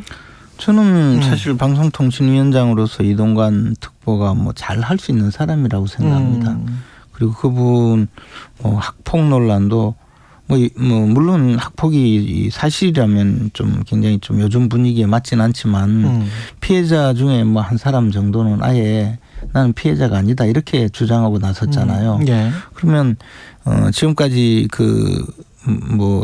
나왔던 여러 가지 학폭 관련 기사라든가 주장이 사실이 아닐 가능성도 있고 또 그 정도의 심각한 정도의 학폭이 아니고 그저 또래들끼리의 수준 또래들끼리 갈등 상황으로 끝났을 수도 있잖아요. 그래서 지금 지명되지도 않는 분에 대해서 학폭 논란이 있으니 들어가라 이렇게 이야기하는 것은 저는 맞지는 않다고 봐요. 과거 발언들 그다음에 과거 행적들 같은 경우는 뭔가 방송을 관리하려는 듯한 태도 통제하려는 듯한 태도가 분명히 보이기는 하더라고요. 홍보소속실에 있었을 때 보면 문제 보도라고 몇 개 보도를 낙인을 찍은 다음에 그다음에 그거는 조치를 하니까 조치 결과는 10시 이후에 비보도 이런 게 이제 문서로 나왔지 않습니까? 근데 요즘에 우리나라가 이제 노무현 문재인 정부를 거치면서 온갖 사회의 진취전 양상이 굳어지고 있다고 봐요. 그러니까 대통령이 바뀌어도 장관이 바뀌고 대통령이 바뀌었는데도 실제 결정권을 행사하는 그 단계에 가면 새로운 진취전이 벌어지고 있어서 대통령이 원하는 그런 정책 방향으로 못 나가거나 거꾸로 나가거나 이런 경우도 많이 있다고 생각하는데요. 지금 말씀하신 대로 방통위원장 한 분이 그런 생각을 과거에 가지셨고 그런 저 방향이 있다고 하더라도 일선에서 과연 그렇게 돌아가지 않잖아요. 각 그 취재 일선에 있는 그 언론인들부터 시작해서 예. 편집국까지 그렇게 안 될 것이다. 이동관 특보가 임명된다고 하더라도 예, 공정하게 처리하지 않을까 생각하고 특히 지금 직전 방통위원장은 그 KBS 아니고 그 TV조선의 재인가 문제에 부당하게 개입한 분 아니겠어요. 그래서 재판을 지금 받고 있는데 예. 그분처럼 하지 않겠죠. 예. 지금 저 아까 제가 말씀드린 거 여론조사가 있어서 여론조사 개요는 지금 말씀드리고 네. 이어갈게요. 한국일보와 요미우리 신문이 지난 26일부터 사흘간 18세 이상 한국인 1000명과 일본인 1017명을 대상으로 실시한 공동 여론조사, 그리고 한국일보는 한국리서치에 의뢰했고 요미우리는 사내 여론조사부를 통해서 조사했다. 자세한 내용은 한국일보 홈페이지를 참조하시면 되고요. 그리고 민주당 같은 경우는 지금 싱하이밍 대사 발언도 발언이고 그 이후에 그 전에 체포 동의안 부결도 있었고 그다음에 이제 혁신이 위원장 해서 뭐 혁신을 한다고 하는데 지금 이 김은경 교수는 어떻게 평가를 하고 계시고 앞으로 잘 될 것 같은지 어떻게 보십니까? 그런데요. 이재명 대표를 끌어내리는 것이 가장 큰 혁신이에요. 그거밖에 방법이 없다. 그렇죠. 이재명 예. 대표가 존재하는 한 예. 민주당은 불법 행위를 자행한 그 당대표가 이끌고 있는 정당이 되고 예. 자기의 안위를 위해서 자기가 예. 살아야 되니까 예. 체포동의안이 오면 무조건 부결시켜줘야 돼요. 모든 혁신의 시작은 이재명 대표를 끌어내리는 방법으로 시작이 돼야 되는데 예. 뭐 딴 혁신이 뭐가 필요하겠습니까? 그럼 그러다가 이제 이재명 대표가 덜컥 내려가면 네. 국민의힘 입장에서는 약간 좀 안 좋은 거 아니에요? 저는 민주당은 예. 혁신을 이야기한 것이지 예. 뭐 그게 우리 국민의힘에 좋다 나쁘다 그건 둘째 문제잖아요. 둘째 문제다. 그리고 이 나라에 예. 어쨌든 이 나라에 제1야당이 굉장히 중요하잖아요. 더군다나 과반수석을 차지하고 있는 이 제1야당의 당대표가 누구냐는 것은 우리나라 정치가 올바로 굴러가느냐 아니냐를 가늠하는 아주 중요한 분야인데 어쨌든 정과사범을 이미 넘으셨고 거기에다가 지금 또 선거법 위반으로 재판을 받으시고 또 대장동 사건의 어떤 상당한 그 혐의자로 그것도 지금 수사가 진행되었고 지금은 또 뭐 대북 송금 문제부터 시작해서 아직도 남은 게 많아요. 예. 이런 분이 그 당대표로서 그동안 민주당의 역사적인 역할을 무시하고 자신의 안위를 위해서 당을 이끌고 가고 있는 이런 상황인데 혁신 이야기가 뭐 나올 게 뭐 있습니까? 그냥 먼저 혁신위원장께서 이번에 임명된 혁신위원장께서 네. 좀 제대로 일을 하신다면 네. 곧바로 이재명 대표님부터 끌어내리고 시작하는 것이 맞다고 봅니다. 알겠습니다. 그렇지 않으면요 혁신이 네. 안 돼요. 알겠습니다. 여기까지 듣겠습니다. 예, 김재원 국민의힘 최고위원이었습니다. 고맙습니다. 고맙습니다. 오늘 하루 이슈의 중심. 당신의 아침을 책임지는 직격 인터뷰. 여러분은 지금 KBS 1라디오 최경영의 최강 시사와 함께하고 계십니다.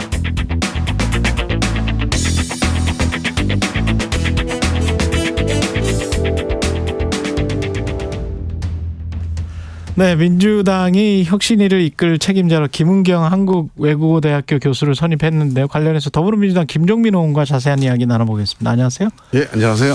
김은경 교수가 임명이 됐는데 그 개파와는 무관한 개파가 분명히 있습니까? 지금 저 민주당에는 확연합니까? 이제 점점 확연해지는 것 같기도 하고. 뭐 개파라고 하면은 뭐 네. 이재명 대표하고 네. 이제 이재명 대표 체제를 지지하는 의원들과 네. 이재명 대표 체제를 네. 걱정하는 뭔가 바꿔야 된다고 생각하는 변화가 필요하다고 하는 그런 네. 의원들 뭐 그 정도가 뭐 개파라고 볼 수 있고 나머지는 뭐 그냥 네. 친소관계. 친소한 게 방금 전에 김재원 최고위원이 그 이재명 대표를 끌어내리는 것이 혁신이다. 김은경 교수가 그것부터 해야 된다. 이렇게 이야기를 했는데 어떻게 들으셨어요? 이제 그런 요구도 있고 그런 주장도 있죠. 그런데 이제 이재명 대표가 정상적으로 정통성을 갖춘 당 대표잖아요. 그러니까 뭐 끌어내린다라고 하는 게 쉬운 일은 아니고 또 그 쉽게 얘기할 수 있는 문제는 아니고 저는 근데 지금 이제 이재명 대표가 취임 1년을 앞두고 있어요. 8월 말이면 1년이거든요. 그리고 내년 총선을 앞두고 민주당이 과연 지금 현재 있는 이재명 체제, 이 이재명 지도부로 내년 총선에서 승리할 수 있겠느냐. 여기에 대한 이제 종합적인 판단을 내려야 될 시점이 왔다. 저는 이렇게 봅니다. 그게 이제 총선은 뭐 내년 4월이니까 뭐 연말쯤 해도 되지 않냐. 근데 저는 연말까지 가기에는 좀 늦다. 그리고 중간에 정기국회가 있어서 9월부터 연말까지는 사실상 어떤 당의 변화를 좀 적극적으로 시도하기에는 조금 어려운 시기예요. 국회 휴직이 때 여름에 해야 된다. 그래서 저는 정기국회 이전에 민주당이 체제 정비를 하고 야, 이 길로 가면 이번 총선 이길 수 있겠다. 또는 국민들이 볼 때 민주당이 좀 뭔가 희망이 있다. 그런 느낌을 주고 또 그런 국민들의 신뢰를 얻은 상태에서 정기국회를 해야 거기에서 득점, 거기에서 뭔가 국민들의 신뢰를 더 축적을 시켜서 내년 총선에서 이제 승리할 수 있는 그런 기반을 만들어낼 수 있지 않을까. 근데 만약에 이제 이런 거가 안 된 상태에서 그냥 뭐 지금 윤석열 정부가 정말 엉망인데 뭐 민주당도 도끼인 객긴이다. 이 분위기로 연말까지 가잖아요. 저는 그렇게 되면 양당 다 이른바 아주 취약한 정당, 프레자일 정당이 됩니다. 그러니까 조그마한 자극에도 쉽게 무너지거나 쉽게 흔들릴 수 있는 정당이 돼버려요. 그럼 누가 말 한마디 잘못하거나 아니면 예를 들어서 뭐 무슨 뭐 선심성 예산을 뿌리거나 이런 게 다 영향을 미칠 수 있는 상황이 되는데 민주당으로서는 되게 안 좋은 상황이죠. 그거는. 둘 다 차근하지 못했다. 뿌리가 튼튼하지 못하다. 그런 말씀이신 것 같아요. 신뢰죠. 뭐 뿌리라는 게 정치의 뿌리는 결국 국민 신뢰인데 지금처럼 양당이 이렇게 국민들 특히 이제 중도층 국민들한테 비호감이었던 적은 저는 별로 기억이 없어요. 그래서 이런 정도면 정말로 작은 실수 하나가 판을 흔들어 놓는 이런 상황이 될 수가 있는데 지난번에 LH 같은 뭐 이런 것들 제가 그 얘기를 드리려고 그런 거예요. 제가 그때 이제 최고위원하면서 느낀 거예요. 그런 대목이었는데 하나씩 쌓일 때는 잘 못 느껴요. 그런데 뭔가 문제가 하나 딱 터져서 이게 상황이 급변할 때 그때 이제 체감을 하게 되는데 바로 계속 때는 누적된 그런 어떤 피로감이라고 그럴까요? 그러니까 신뢰의 어떤 그러니까 신뢰가 흔들리는 거죠. 이 신뢰가 흔들리는 사건들이 누적이 돼 있었어요. 그러다 보니까 LH 사건이 사실은 그게 무슨 정권 차원에서 비리를 저지른 게 아니거든요.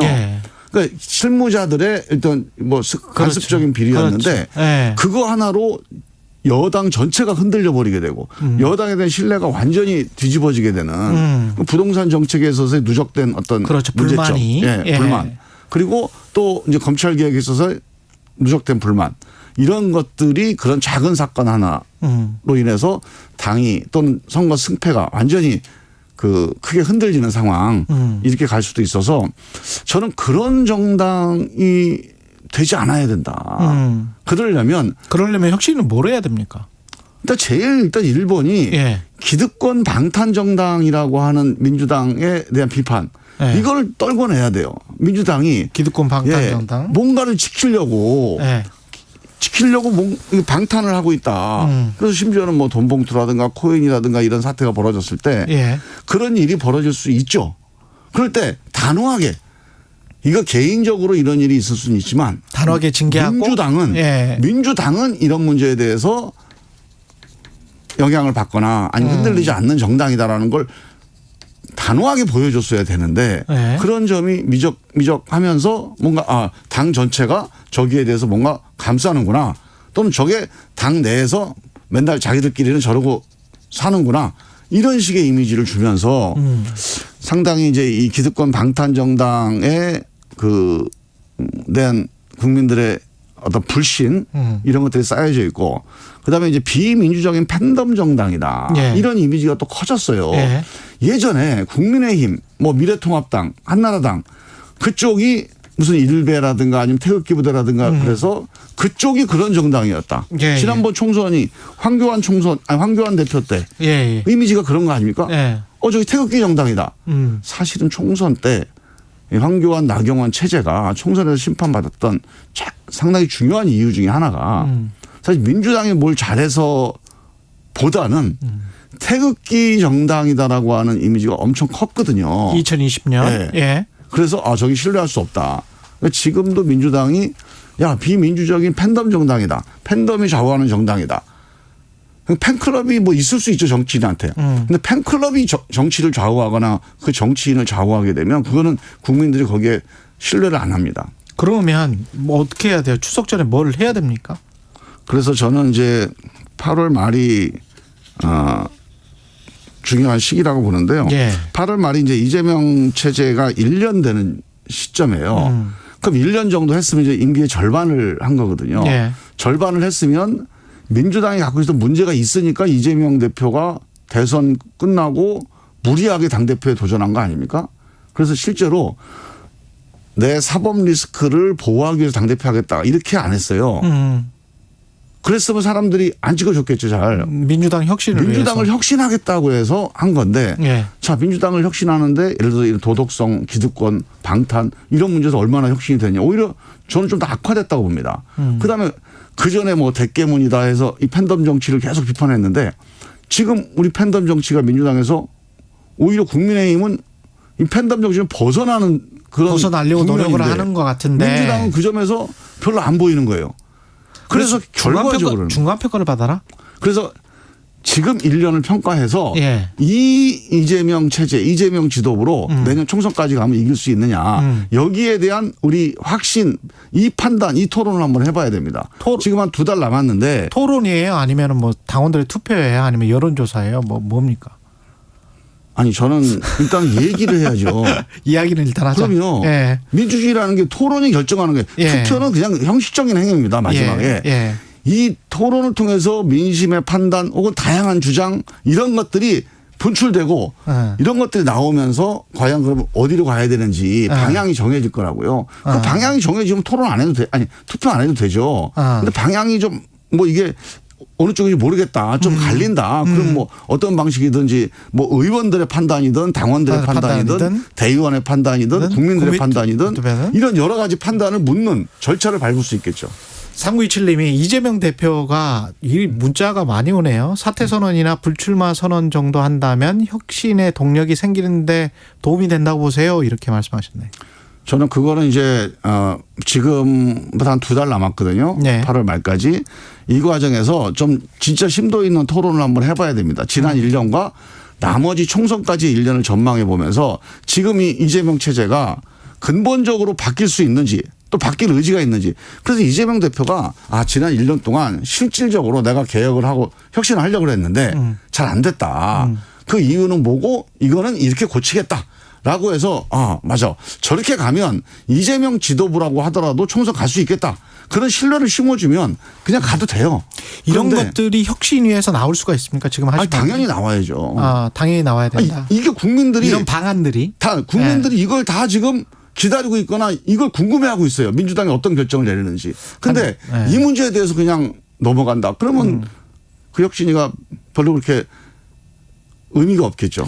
8월 말이 데드라인인데 변화가 없다면 어떻게 되는 겁니까? 근데 뭐 데드라인이라는 게 뭐 정치라는 게 뭐 언제까지 안 되면 뭐 세상이 바뀌고 이런 건 아니니까. 그렇죠. 우리가 좀 의미 있는 목표를 8월 말까지 해서 한번 해보자. 의미 있는 토론을 해보자. 그런 과정에서 이재명 체제가 유지되는 상태에서 변화해서 국민들의 신뢰를 받을 수 있는 건지 아니면 해보니까 이건 안 되겠다. 새로운 뭐 비대위 체제로 가야 되겠다. 이런 판단을 할지를 지금 의원들, 당원들, 국민들 이 다양한 의견들을 모으거나 아니면 좀 토론하는 과정들을 좀 본격적으로 전 진행해야 된다고 봅니다.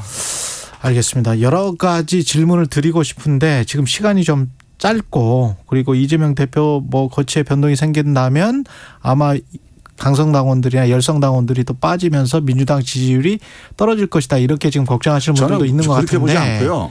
알겠습니다. 예. 이따가 이슈 오도독에서 또 나오세요. 김종민 의원과 김재원 최고위원이 나와서 고품격 토론 칭찬 혁신 배틀 한번 해보도록 하겠습니다. 서로 자기 당만 욕하기 해보도록 하겠습니다.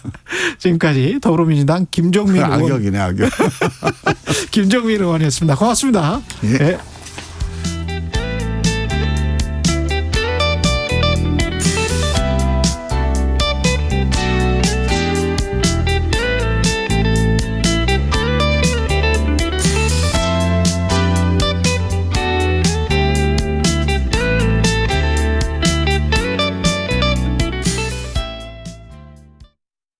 잠시 후 8시 반부터 일부 지역국에서는 해당 지역 방송을 보내드립니다. 주위에서 이제 친구들이 홍사원의 경제쇼를 한번 들어봐라. 그래서 이제 용기가 생겨가지고 계좌도 개설하고 조금 이렇게 재미로도 하는데 많은 도움이 되고 있습니다. 그 출연진들을 어디서 이렇게 섭외를 하셨는지. 이런 경제 방송 중에서는 제일 믿을 수 있는 방송이 아닌가. 경제 방송은 뭐니 해도 홍사원 기자님이 최고신 것 같아요. 오후 4시 5분 홍사원의 경제쇼. 다른 정보만 전해드립니다. 진행은 서툴지만 내용은 알찹니다. 진실의 편에서, 정의의 편에서, 약자의 편에서 뉴스를 전합니다. 주진우 라이브와 함께 더 많이, 더 오래 웃었으면 좋겠습니다. 매일 오후 5시 5분 KBS 1라디오 주진우 라이브. 지금 시각은 8시 30분입니다. KBS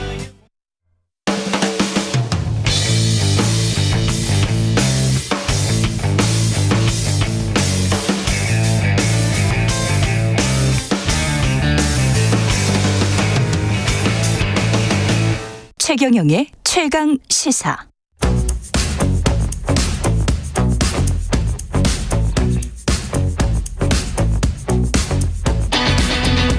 심리로 들여다보는 세상 이야기. 뉴스는 십니다. 네, 정치, 경제, 사회 등 우리 사회 다양한 이슈를 심리학적 관점에서 풀어보는 시간입니다. 최경영의 최강시사 뉴스는 십니다. 아주대학교 심리학과 김경일 교수 나오셨습니다. 안녕하세요. 안녕하세요. 예, 그 온화하고 사람 좋아 보이는 미소를 늘 띠고 계시는 김경일 교수님도 이런저런 이제 특히 강연 요청이나 뭐 이런 것들 있지 않습니까? 네, 뭐 포럼, 포럼. 세미나 뭐 이런. 너무 많이 들어오는데 시간도 그렇고 좀 주제도 좀 탐탁지가 않을 수도 있고 뭐 여러 가지로 좀 걸리는 게 있을 때 거절을 할 거 아니에요? 네. 거절 굉장히 힘드시지 않으세요? 거절이 왜 힘드냐면요. 미안합니다. 죄송합니다. 이런 얘기를 하는 것 자체가 사실은 쉽지 않은 거죠. 그래서 내가 마음이 안 좋구나. 자신이. 네. 그래서 하루에 미안합니다. 죄송합니다. 거절을 뭐 10번 뭐 20번 이렇게 하는 경우는 그냥 그것 자체로 지치고 그리고 진이 빠진다. 그렇군요. 그런 느낌 오는 거 당연합니다. 네. 그렇군요. 네. 근데 그 거절을 물론 뭐 오만한 분일 수도 있겠습니다만은 미안합니다, 죄송합니다 안 하고 거절하는 분들도 있긴 하던데. 네, 이제 특이한 딱 잘라서. 딱 잘라서. 신기해요, 저도. 근데 그분들은 원래 또 그렇게 명성이 자자하면 방송계도 그런 분들이 있거든요. 그 아니면 아니다, 나는 못 나온다. 딱 이렇게 하면 그런가 보다 이렇게 하면서 이제 몇 년 넘어가면 나올 때는 나오고 안 나올 때는 확실히 안 나오는가 보다 뭐 이런 그런 또 룰이 생겨서 편할 것 같기도 하고. 기능적으로는 그렇죠. 기능적으로는 그런데 그게 거절을 당하는 사람 입장에서는 우리가 거절을 받는다고 표현 안 하죠. 거절을 당한다고 표현하죠. 그러네. 네, 그러니까 당하는 거기 때문에 그렇게 그래 뭐 오히려 편하다. 라고 생각하는 분들은 대안이 많기 때문이고요. 그러네. 네. 대안이 적은 분들은 당하는 거죠, 정말. 그러니까 우리가 그 마음을 알기 때문에 거절을 하는 게 쉽지 않고요. 그리고 제 주위에 딱 잘라 나는 얘기해 라고 얘기하는 분들도 상당수는 사실은 겉으로는 그러지만 속으로는 굉장히 이제 힘드시는 경우 많죠. 거절을 당한다라고 표현을 하셨는데 그게 그런 일반적인 표현이 있죠. 근데 거절을 당할 때 우리가 그러면 상처를 받습니까? 왜 예전에 뭐 그냥 우리가 쉽게 얘기해서 예전에 뭐 결혼하시기 전에 마음에 드는 여학생이 있는데 뭐 밥 한번 같이 먹을까요? 라고 했는데 거절. 이거 상처되잖아요. 그러네요. 술 먹고 막 이렇게 네네. 왔다 갔다 밤에 돌아다니는 그런 사람들 있었죠. 상처, 실연의 상처 때문에. 예. 그래서 거절에 대해서 공포라고 표현하는 그런 분들도 많이 있고요. 예. 뭐 심리학에서도 거절에 대한 공포, 거절에 대한 뭐 극심한 뭐 불안, 두려움 이런 거 있기 때문에 예. 그래서 우리가 거절 당할까 봐 아예 먼저 요청하지 않는 경우도 너무 많잖아요. 그러네. 네. 그러니까 그러네. 거절을 아주 잘하고 그다음에 여기서 좋은 거절을 하는 사람들은 예.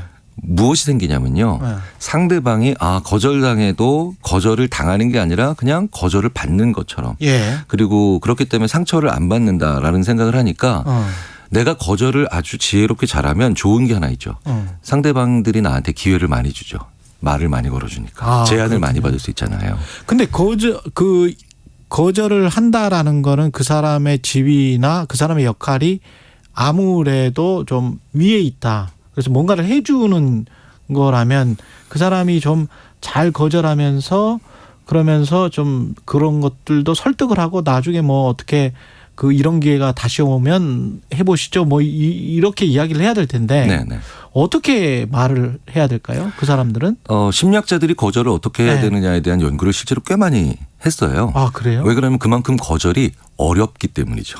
어려우니까. 뭐 손바닥 뒤집는 거에 대한 심리학은 없으니까요. 예. 쉬운 거니까. 예. 거절이 왜 어렵냐면 첫째로 저 사람과 나의 관계가 안 좋아질까 봐. 당연하죠. 그리고 더 중요한 건 내가 거절하면 나에 대한 평판이 안 좋아질까 봐. 뭐 이 여러 가지 양면적인 측면이 있는데. 관계와 평판. 그렇죠. 예. 거절을 할 때 우리가 힘들어하는 이유 중에 하나가 바로 뭐냐면 내가 나쁜 상태를 피하고 싶은 것만 가지고 있으니까 거절이 어렵죠. 나쁜 상태가 바로 뭐냐, 내 평판 안 좋아지는 것, 그 사람과의 관계가 안 좋아지는 것. 그러네요.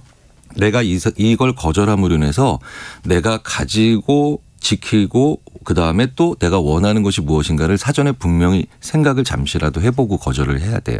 네. 그렇구나. 네. 가령 뭐 내가 이 세미나를 거절을 했는데 그 시간 동안에 뭐 1박 2일 동안에 가족과 함께 있어야 한다. 네. 이번 주말은. 네. 그래서 거절하는 게 당연했다라는 그런 긍정적인 뭔가가 있어야 되나요? 그렇죠. 그리고 그 이유가 타당하다면 상대방에게도 알려줘야 됩니다. 네네. 그러니까 우리는 영어에서는 이런 얘기들을 많이 하죠. 사람들은 문장들을 읽을 때 because,만 읽는다. 그러니까 이유가 있는지 없는지. 그 하버드 대학의 앨런 랭어 교수가 참 재밌는 실험 연구한 걸로 많이 한 걸로 유명한데 그 복사기 앞에서 줄을 서고 있는데 자, 제가 좀 줄이 길거든요. 근데 제가 먼저 좀 복사를 해도 될까요? 요렇게만 얘기하면 60% 정도만 들어준대요. 그런데 제가 먼저 좀 복사를 해도 될까요? 제가 지금 너무 급한 일이 있어서요. 이유가 있죠. 95%. 자, 그런데 진짜 재밌는 실험을 했어요. 제가 먼저 말도 안 되는 이유를 댑니다. 제가 먼저 좀 복사를 해도 될까요? 복사를 해야 해서요. 그랬더니 사람들이 별뜻 없이 93%. 별뜻 없이 그냥 해줘요? 네. 그것도? 그러니까 이유를 들으면. 그 내용을 생각하지 않고 그냥 그렇죠. 해버리는 심지어는 이런 그 복잡한 상황에서는 이 내용을 생각하지도 않고 상대방의 이유를 얘기했다는 것만으로도. 그래서 거절을 하실 때는 이유를 꼭 얘기해 주셔야 돼요. 꼭 돼야 되는군요. 네, 꼭 얘기해 주셔야 돼요. 그래서 그 이유를 죄송합니다. 제가 그날 그날 시간이 안 됩니다. 보다 그날 오전에 뭐가 있고요. 오후에 이렇게 있는데 도저히 이동 시간상 그건 불가능해서 어쩔 수 없이 제가 참석을 못 하겠습니다. 죄송합니다. 세상에 짧은 거절만큼 상처되는 게 없거든요. 그러네요. 네, 그래서 거절의 이유는 타당할 경우에는 같이 공유해 주시는 게 정말 좋아요. 그러네. 그럼 약간 거짓말 해도 됩니까? 아이 생일이 뭐 여러 번이라든가, 뭐 와이프 생일이 여러 번이라든가, 뭐 그래도 사실 나쁘진 않잖아요. 네, 그런 거짓말은 나중에 이해가 될 수 있는 거짓말이라면 사실은 거절해서 정말 내가 하고 싶은 거절이라면 나중에 그런 양해를 좀 구할 수 있다면 해도 괜찮을 것 같고요. 또 다른 거절의 중요한 요인이 있습니다. 정체성을 담아서 거절해라. 심리학자도 이런 얘기 많이 해요. 정체성을 담아서 거절한다? 그러니까 만약에 약간 이런 거 좀 이렇게 거짓말 해줘. 라고 얘기하면 나는 거짓말하기 싫어. 라는 거절보단 난 거짓말장이 되기는 싫어.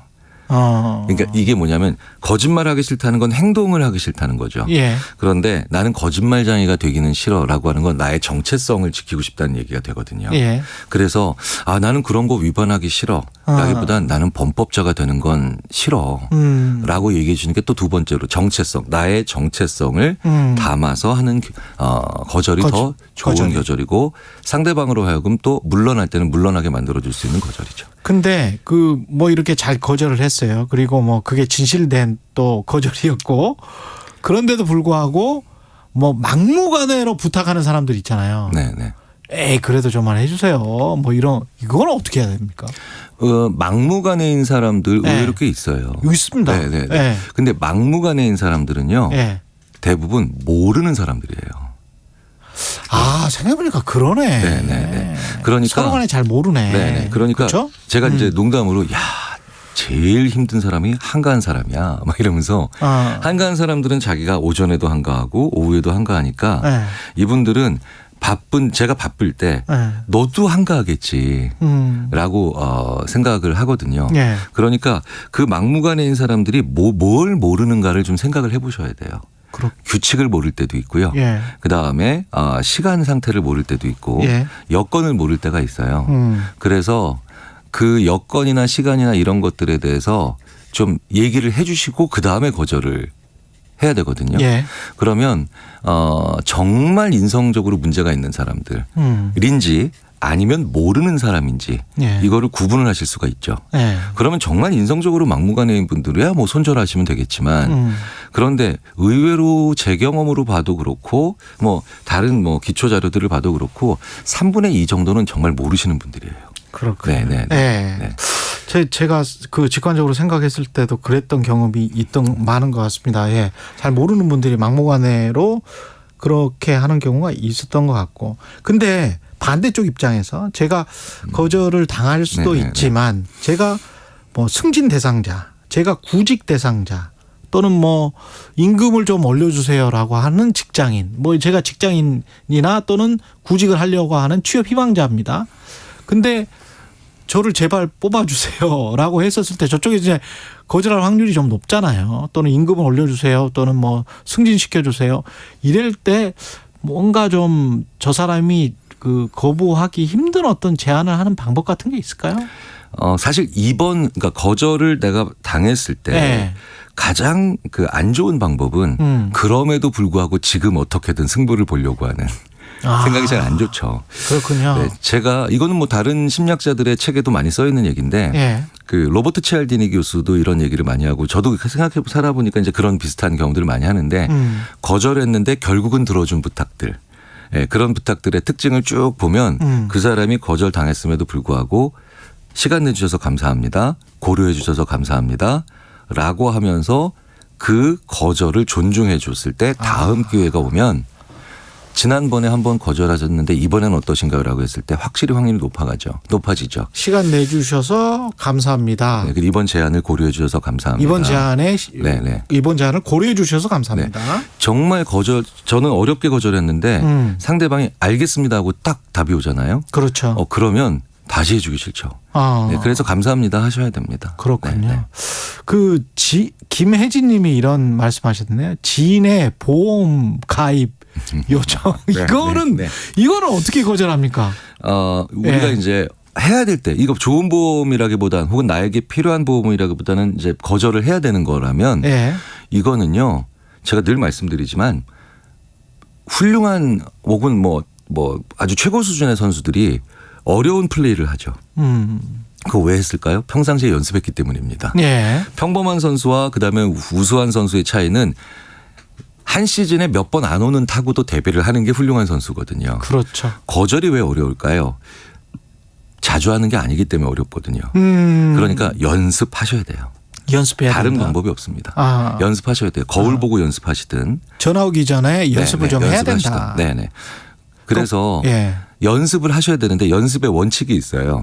심리학자들이 자주 말씀드리는 건데 말투는 친근하게 문장은 단호하게. 말투는 친근하게. 문장은 단호하게. 근데 이거는 원칙이고요. 네. 이걸 구사하는 자기만의 색깔이 있죠. 똑같은 서브라도 모든 선수들이 다 각기 다른 서브를 넣는 것처럼 서브는 간결하게 그리고 빠르게. 그런데 그 원칙에 각자의 폼이 다 다르잖아요. 그러니까 그래. 문장은 어투는 친근하게 그래서 이 사람과의 관계를 끊지 않게 하지만 말투는 단호하게. 저는 그래서 한 500번 연습해서 지금 합니다. 그럼 뭐 이런 식으로 저는 친한 사람에게는 친하면 친할수록 절대 돈을 빌려주지 않습니다를 어떻게 친근하게 할 수 있나 이게. 네. 저는 친한 사람일수록 친하면 친할수록 절대 돈을 빌려주지 않아요. 뭐 이렇게. 지금 방금 전에 첫 번째 말씀하신 건 어투도 단호하고 문장도 단호했죠. 네네. 두 번째는 좀 괜찮았죠. 그러니까 저 같은 경우는 이게 저의 제가 지금 묻는 상이잖아요. 그래서 저는 이렇게 합니다. 거절할 때 야 절대 안 돼. 따라해 봅시다. 야 절대 안 돼. 이거 괜찮네. 그래서 이게 이제 저만의 색깔인 거죠. 그렇죠. 저만의 이제 방법인 거죠. 그래서 꽤 많은 분들이 야 나도 하나 이제 방법을 내 색깔에 맞는 거절을 평상시에 연습해서 이제 되더라야 이렇게 많이 격려도 해주시고 그러십니다. 차 속에 계시면 한번 따라해 보세요. 야 절대 안 돼. 재밌을 것 같습니다. 여기까지 듣겠습니다. 뉴스는 쉽니다. 김경일 교수였습니다. 고맙습니다. 네, 감사합니다. 이 시각 교통정보입니다. 서해안고속도로 서울 방향으로 일직분기점에서 사고 있었습니다. 처리 작업 조금 전에 끝났고요. 뒤로 광명역부터 밀리고 있고 이후 금천까지 정체입니다. 목포 방향은 순산터널 부근과 팔탄분기점에서 화성휴게소 사이 정체고요. 영동고속도로 인천 방향으로 부곡 부근에 고장난 차가 있어서 광교터널에서 부곡까지 막힙니다. 강릉 방향으로는 반월터널부터 군포까지 정체고요. 용인나들목에서 양지터널 부근까지 밀리고 있습니다. KBS 교통정보센터에서 이승미였습니다.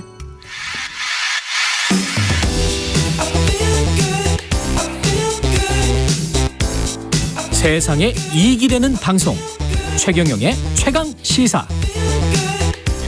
네, 인공지능 AI 화제죠. 이게 글쓰기, 그림 그리기 같은 창작 영역 그리고 음악까지 지금 파고들었다고 하는데 김덕진 미래사회 IT연구소 소장과 함께 AI의 현재와 미래를 좀 짚어보겠습니다. 안녕하십니까? 네, 안녕하세요. 반갑습니다. 김덕진입니다. 지금 최근에 나온 이야기는 존 레논의 미완성곡을 바탕으로 비틀즈 신곡을 만들어서 공개를 하는데 이게 존 레논 목소리로 AI가 어떻게 담아서 어떻게 하나 보죠? 네, 그러니까 이게 그냥 간단하게 설명드리면 예전에 있었던 존 레논의 음악 있잖아요. 그 음악이라고 하면 예전이니까 당연히 음질이 별로 좋지 않았겠죠. 그래서 예전부터 이런 시도들을 했었어요. 그러니까 예전에 있던 음원에서 목소리만 추출을 해서 그 목소리를 가지고 내가 원하는 새로운 음악에다가 음가나 이런 걸 짚힐 수 있지 않을까라고 하는 상상을 한 거예요. 근데 이제 그게 지금까지는 음질도 떨어지고 그리고 여러 가지에 있는 음원에서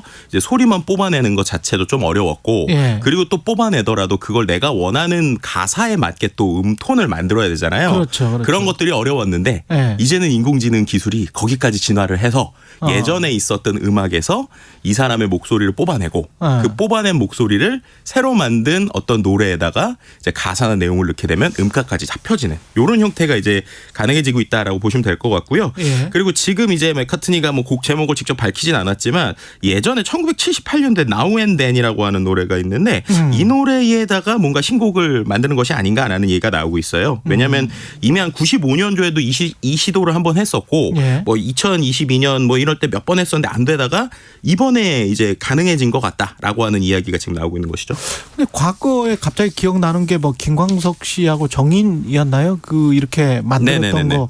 그거하고는 완전히 다른 건가요? 어떤 의미가 있는 거? 그러니까 이게 이제 어떻게 보면은 최근에 나오는 이 우리가 이제 챗 GPT라고 하는 이 얘기를 또 같이 해야 돼요. 왜냐하면은 요즘에 우리가 생성형 AI 이런 얘기 많이 하잖아요. 네, 그러니까는 원래 이제 딥러닝 인공지능이라고 하는 게 우리한테 제일 잘했던 건 구분해 주는 거예요. 구분. 네, 뭐 예를 들면 추천을 하거나 어떠한 것들에게 우리가 알려주거나. 근데 생성형 AI라는 거는 쉽게 말해서 이 인공지능 자체가 수많은 데이터를 갖고 뭔가를 만들어준다는 거예요. 네, 근데 만들어줄 때 지금까지는 뭐가 어려웠었냐면은 예를 들면은 우리가 우리 알파고라고 하면 알파고는 바둑 두는 애잖아요. 그럼 얘는 바둑 두는 애고 장기 두는 뭐 어떤 인공지능이다. 그럼 장기 두는 애니까 장기 두는 인공지능을 만들려면 처음부터 끝까지 이 인공지능을 위해서 모든 걸 공부를 다 시켜야 됐던 거예요.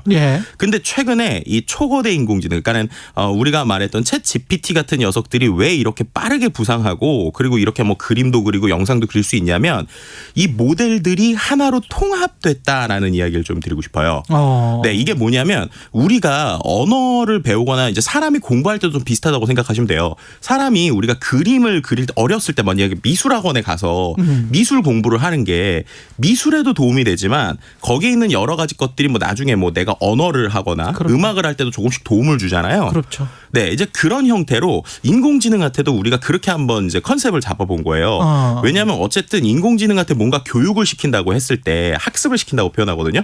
학습을 시키는 게 결국에는 인공지능이 이해할 수 있는 어떠한 숫자나 형태로 어쨌든 변환을 해야 돼요. 그렇죠. 그럼 그렇게 될 거면 생각을 해보면 아니 어차피 글을 가르치든 그림을 가르치든 뭐 영상을 가르치든 인공지능이 처음에 이해하는 건 다 숫자로 변환한 어떻게 보면 표 덩어리, 벡터 덩어리가 되니까 야 그러면 우리가 지금까지 따로따로 가르쳤는데 이거 한번 통으로 가르쳐 볼까? 라고 생각을 한 거예요. 그랬더니 이게 통으로 어느 정도 인지가 되는 거예요. 그리고 나서 이제 그러면 이거를 다시 사람에게 뱉어내는, 그러니까 어떻게 보면 이걸 이제 다시 디코더라고 하거든요. 사람에게 다시 번역되는 말을 사람의 말로 바꿀 때 그때 조금씩만 더 이 예를 들면 음악이면 음악에 맞춰서 조금만 더 추가 학습을 시켜주고 뭐 아니면 그림이면 그림용으로 추가 학습만 시켜줬더니 결과물이 나오는 거죠. 야, 생각해보니까 음악 대입법이 수학이랑 바로 밀접한 연관이 있으니까. 그렇죠. 그게 충분히 가능하겠네요. 네, 그렇죠. 숫자로. 네, 이런 것들이 소위 요즘에 말하는 파운데이션 모델이라고 하는 이야기예요. 모델. 그러니까 이게 어떻게 보면은 어떤 기반이 되는 모델들을 예전에는 그림용 따로 뭐 텍스트용 따로 이미지용 따로였는데 기반이 되는 걸 통으로 만들고 거기에서 이제 뒤쪽에서 약간의 튜닝을 통해 가지고 이런 것들을 고쳐내니까 이게 되는 거죠. 이게 왜 되는지 봤더니 일단은 사람들도 이유는 잘 모르다가 데이터량이 엄청 많고 그거를 아주 처리할 수 있는 다양한 모델들이나 우리가 알고 있는 뭐 예를 들면 요즘에 뭐 엔비디아 그래픽 카드 막 가격 오른다고 하잖아요. 이런 GPU 같은 것들을 계속 다 밀어 넣다 보니까 뭐 인공지능의 제일 장점이라고 하면 사람은 뇌가 하나지만 인공지능은 여러 개 이제 한마디로 머신을 붙이면 뇌가 여러 개 있는 것처럼 뇌를 막 100개 1000개로 늘릴 수 있는 거잖아요. 그렇게 되니까는 이게 이제 왜 그런지 모르는데 어느 순간에 소위 인간처럼 발현된다고 표현을 할까요? 그런 식으로 뭔가 발견이 되는 거죠. 이것도 뭐 트리거 포인트 같은 게 있는 거예요? 네, 맞습니다. 실제로 이번에 우리가 GPT-4를 보면서 놀랐던 이유가 GPT-3가 사람들에게 줬었던 가장 큰 이유가 뭐였냐면 그 전 버전. 그전에는 뭔가 자연어, 그러니까 사람처럼 대화하는 챗봇 같은 거 있잖아요. 챗봇을 만들 때 무조건 우리가 문법처럼 영어 공부할 때도 문법을 막 공부시키잖아요. 그런 식으로 시키려고 그랬어요. 근데 이제 우리 사람도 보면 문법으로 공부를 많이 해도 영어 회화라고 하면 잘 못하잖아요. 그래서 결국에 우리가 외국에 막 어떻게 보면은 그냥 영어 잘 못해도 보내서 막 익숙하게 하는 거죠. 이제 그런 식으로 이제 어떻게 보면은 지금까지 인공지능들은 문법 같은 룰을 잘 주고 그 룰에 따라서 공부를 시키려고 했는데 이게 사람처럼 자연스럽게 안 됐던 거예요. 근데 이제 룰을 안 주고 데이터를 그냥 말도 안 되게 넣고 그 안에서 아까처럼 뇌 같은 걸 여러 개를 붙여보다 보니까 어느 순간에 이 정도면은 오히려 문법 주는 것보다 더 빠르게 뭔가 사람처럼 자연스럽게 대화가 되기 시작하네? 근데 라고 했던 게 GPT-3라는 거죠.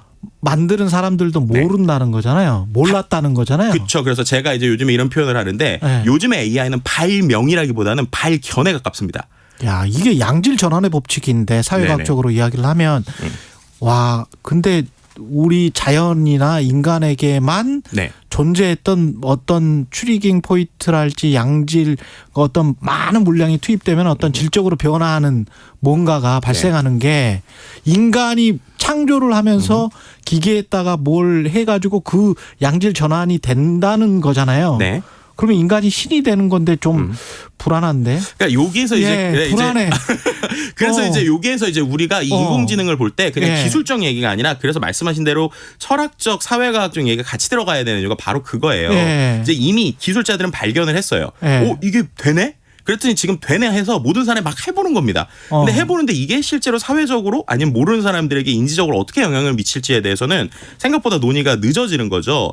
근데 이제 이걸 좀 예술적 관점에서 같이 얘기하고 싶은 건 이래서 이제 이러한 기술들을 어떤 사람들은 인간을 넘어섰다라고 얘기도 하기도 하고 어떤 사람은 인간이 이런 걸 활용하면 아까 말씀하신 대로 기존에 없었던 걸 마음대로 할 수 있다라고 하는데 이게 예술적 관점이나 우리가 하는 의미적 관점에서 보면 정말로 인공지능이 대답은 해주는데 정말 얘가 알아서 하는 것인가? 진짜 이해해서 대답하는 것인가? 그렇죠. 라고 할 때는 그건 아닌 것 같다라는 거예요. 그래서 지금의 방법들을 우리가 말하는 챗GPT 같은 거를 비유적으로 표현할 때 제가 제일 와닿던 게 통계적 앵무새다라는 표현입니다. 통계적 앵무새. 네, 그러니까 지금 모든 이러한 뭐 생성형의 이미지를 만들든 텍스트를 만들든 이런 것들은 마치 우리가 빈칸 채우기 있잖아요. 뭔가 이제 사람들한테 뭐 나는 조선의 네모다 이렇게 주면 그걸 국모다 이렇게 생각을 하게 되잖아요. 그렇죠. 우리나라 사람들은. 그렇죠. 왜냐하면 우리가 뭐 명성황후 드라마를 봤으니까. 근데 그 드라마를 안 본 사람들은 거기다 임금이 될 수도 있고 왕이 될 수도 있고 여왕이 될 수도 있는 거예요. 그렇죠. 그렇죠. 근데 그런 것들을 얘는 확률적으로 뱉어내는 건데 그걸 보는 사람들이 놀라는 거죠. 마치 이제 그림을 아무것도 모르는 꼬마 아이가 막 말도 안 되는 낙서를 했어요. 근데 그 낙서의 의미를 부여하는 건 사람이 인간이다. 보고 인간이 보는 거죠. 우리가 의미를 부여한다. 그렇죠. 그래서 냉정하게 말하면 이 모든 지금 예술 행위에서 나오는 인공지능의 결과물은 그냥 그 아까 말씀드린 대로 통계적으로 뭔가 뱉어내거나 지금까지 있었던 수많은 데이터를 랜덤하게 뱉어내거나 자기가 알고 있는 어떤 그 이제 방법들 아까처럼 1번을 누르면 이거 나와야 돼. 그럼 1번 더하기 2번 더하기 3번으로 뽑아줘. 라고 했더니 나오는 결과물인데 그 결과를 보는 사람들이 와 이거 이 정도 수준이면 내가 고민해서 만든 것보다 훨씬 괜찮은데? 그렇죠. 이거 어떡하지? 라고 생각하는 게 지금이다라고 설명드릴 수 있을 것 같습니다. 근데 그렇게 해서 발견을 했다라고 발견이라고 말씀하셨는데 그렇게 하면 저작권이나 이런 것도 나중에 법적 문제가 심각하겠네요. 네, 그래서 지금 이미 음원 관련돼서도 그래서 저작권 문제가 지금 벌써 시작된 게 그러네요. 네, 아까도 이제 노래를 만약에 폴 맥카트니의 목소리를 가지고 있는 사람이 하면은 상관이 없는데 이미 온라인에서 이런 게 많아요. 뭐 예를 들면은 뉴진스라고 이제 유명한 가수가 있잖아요. 그렇죠.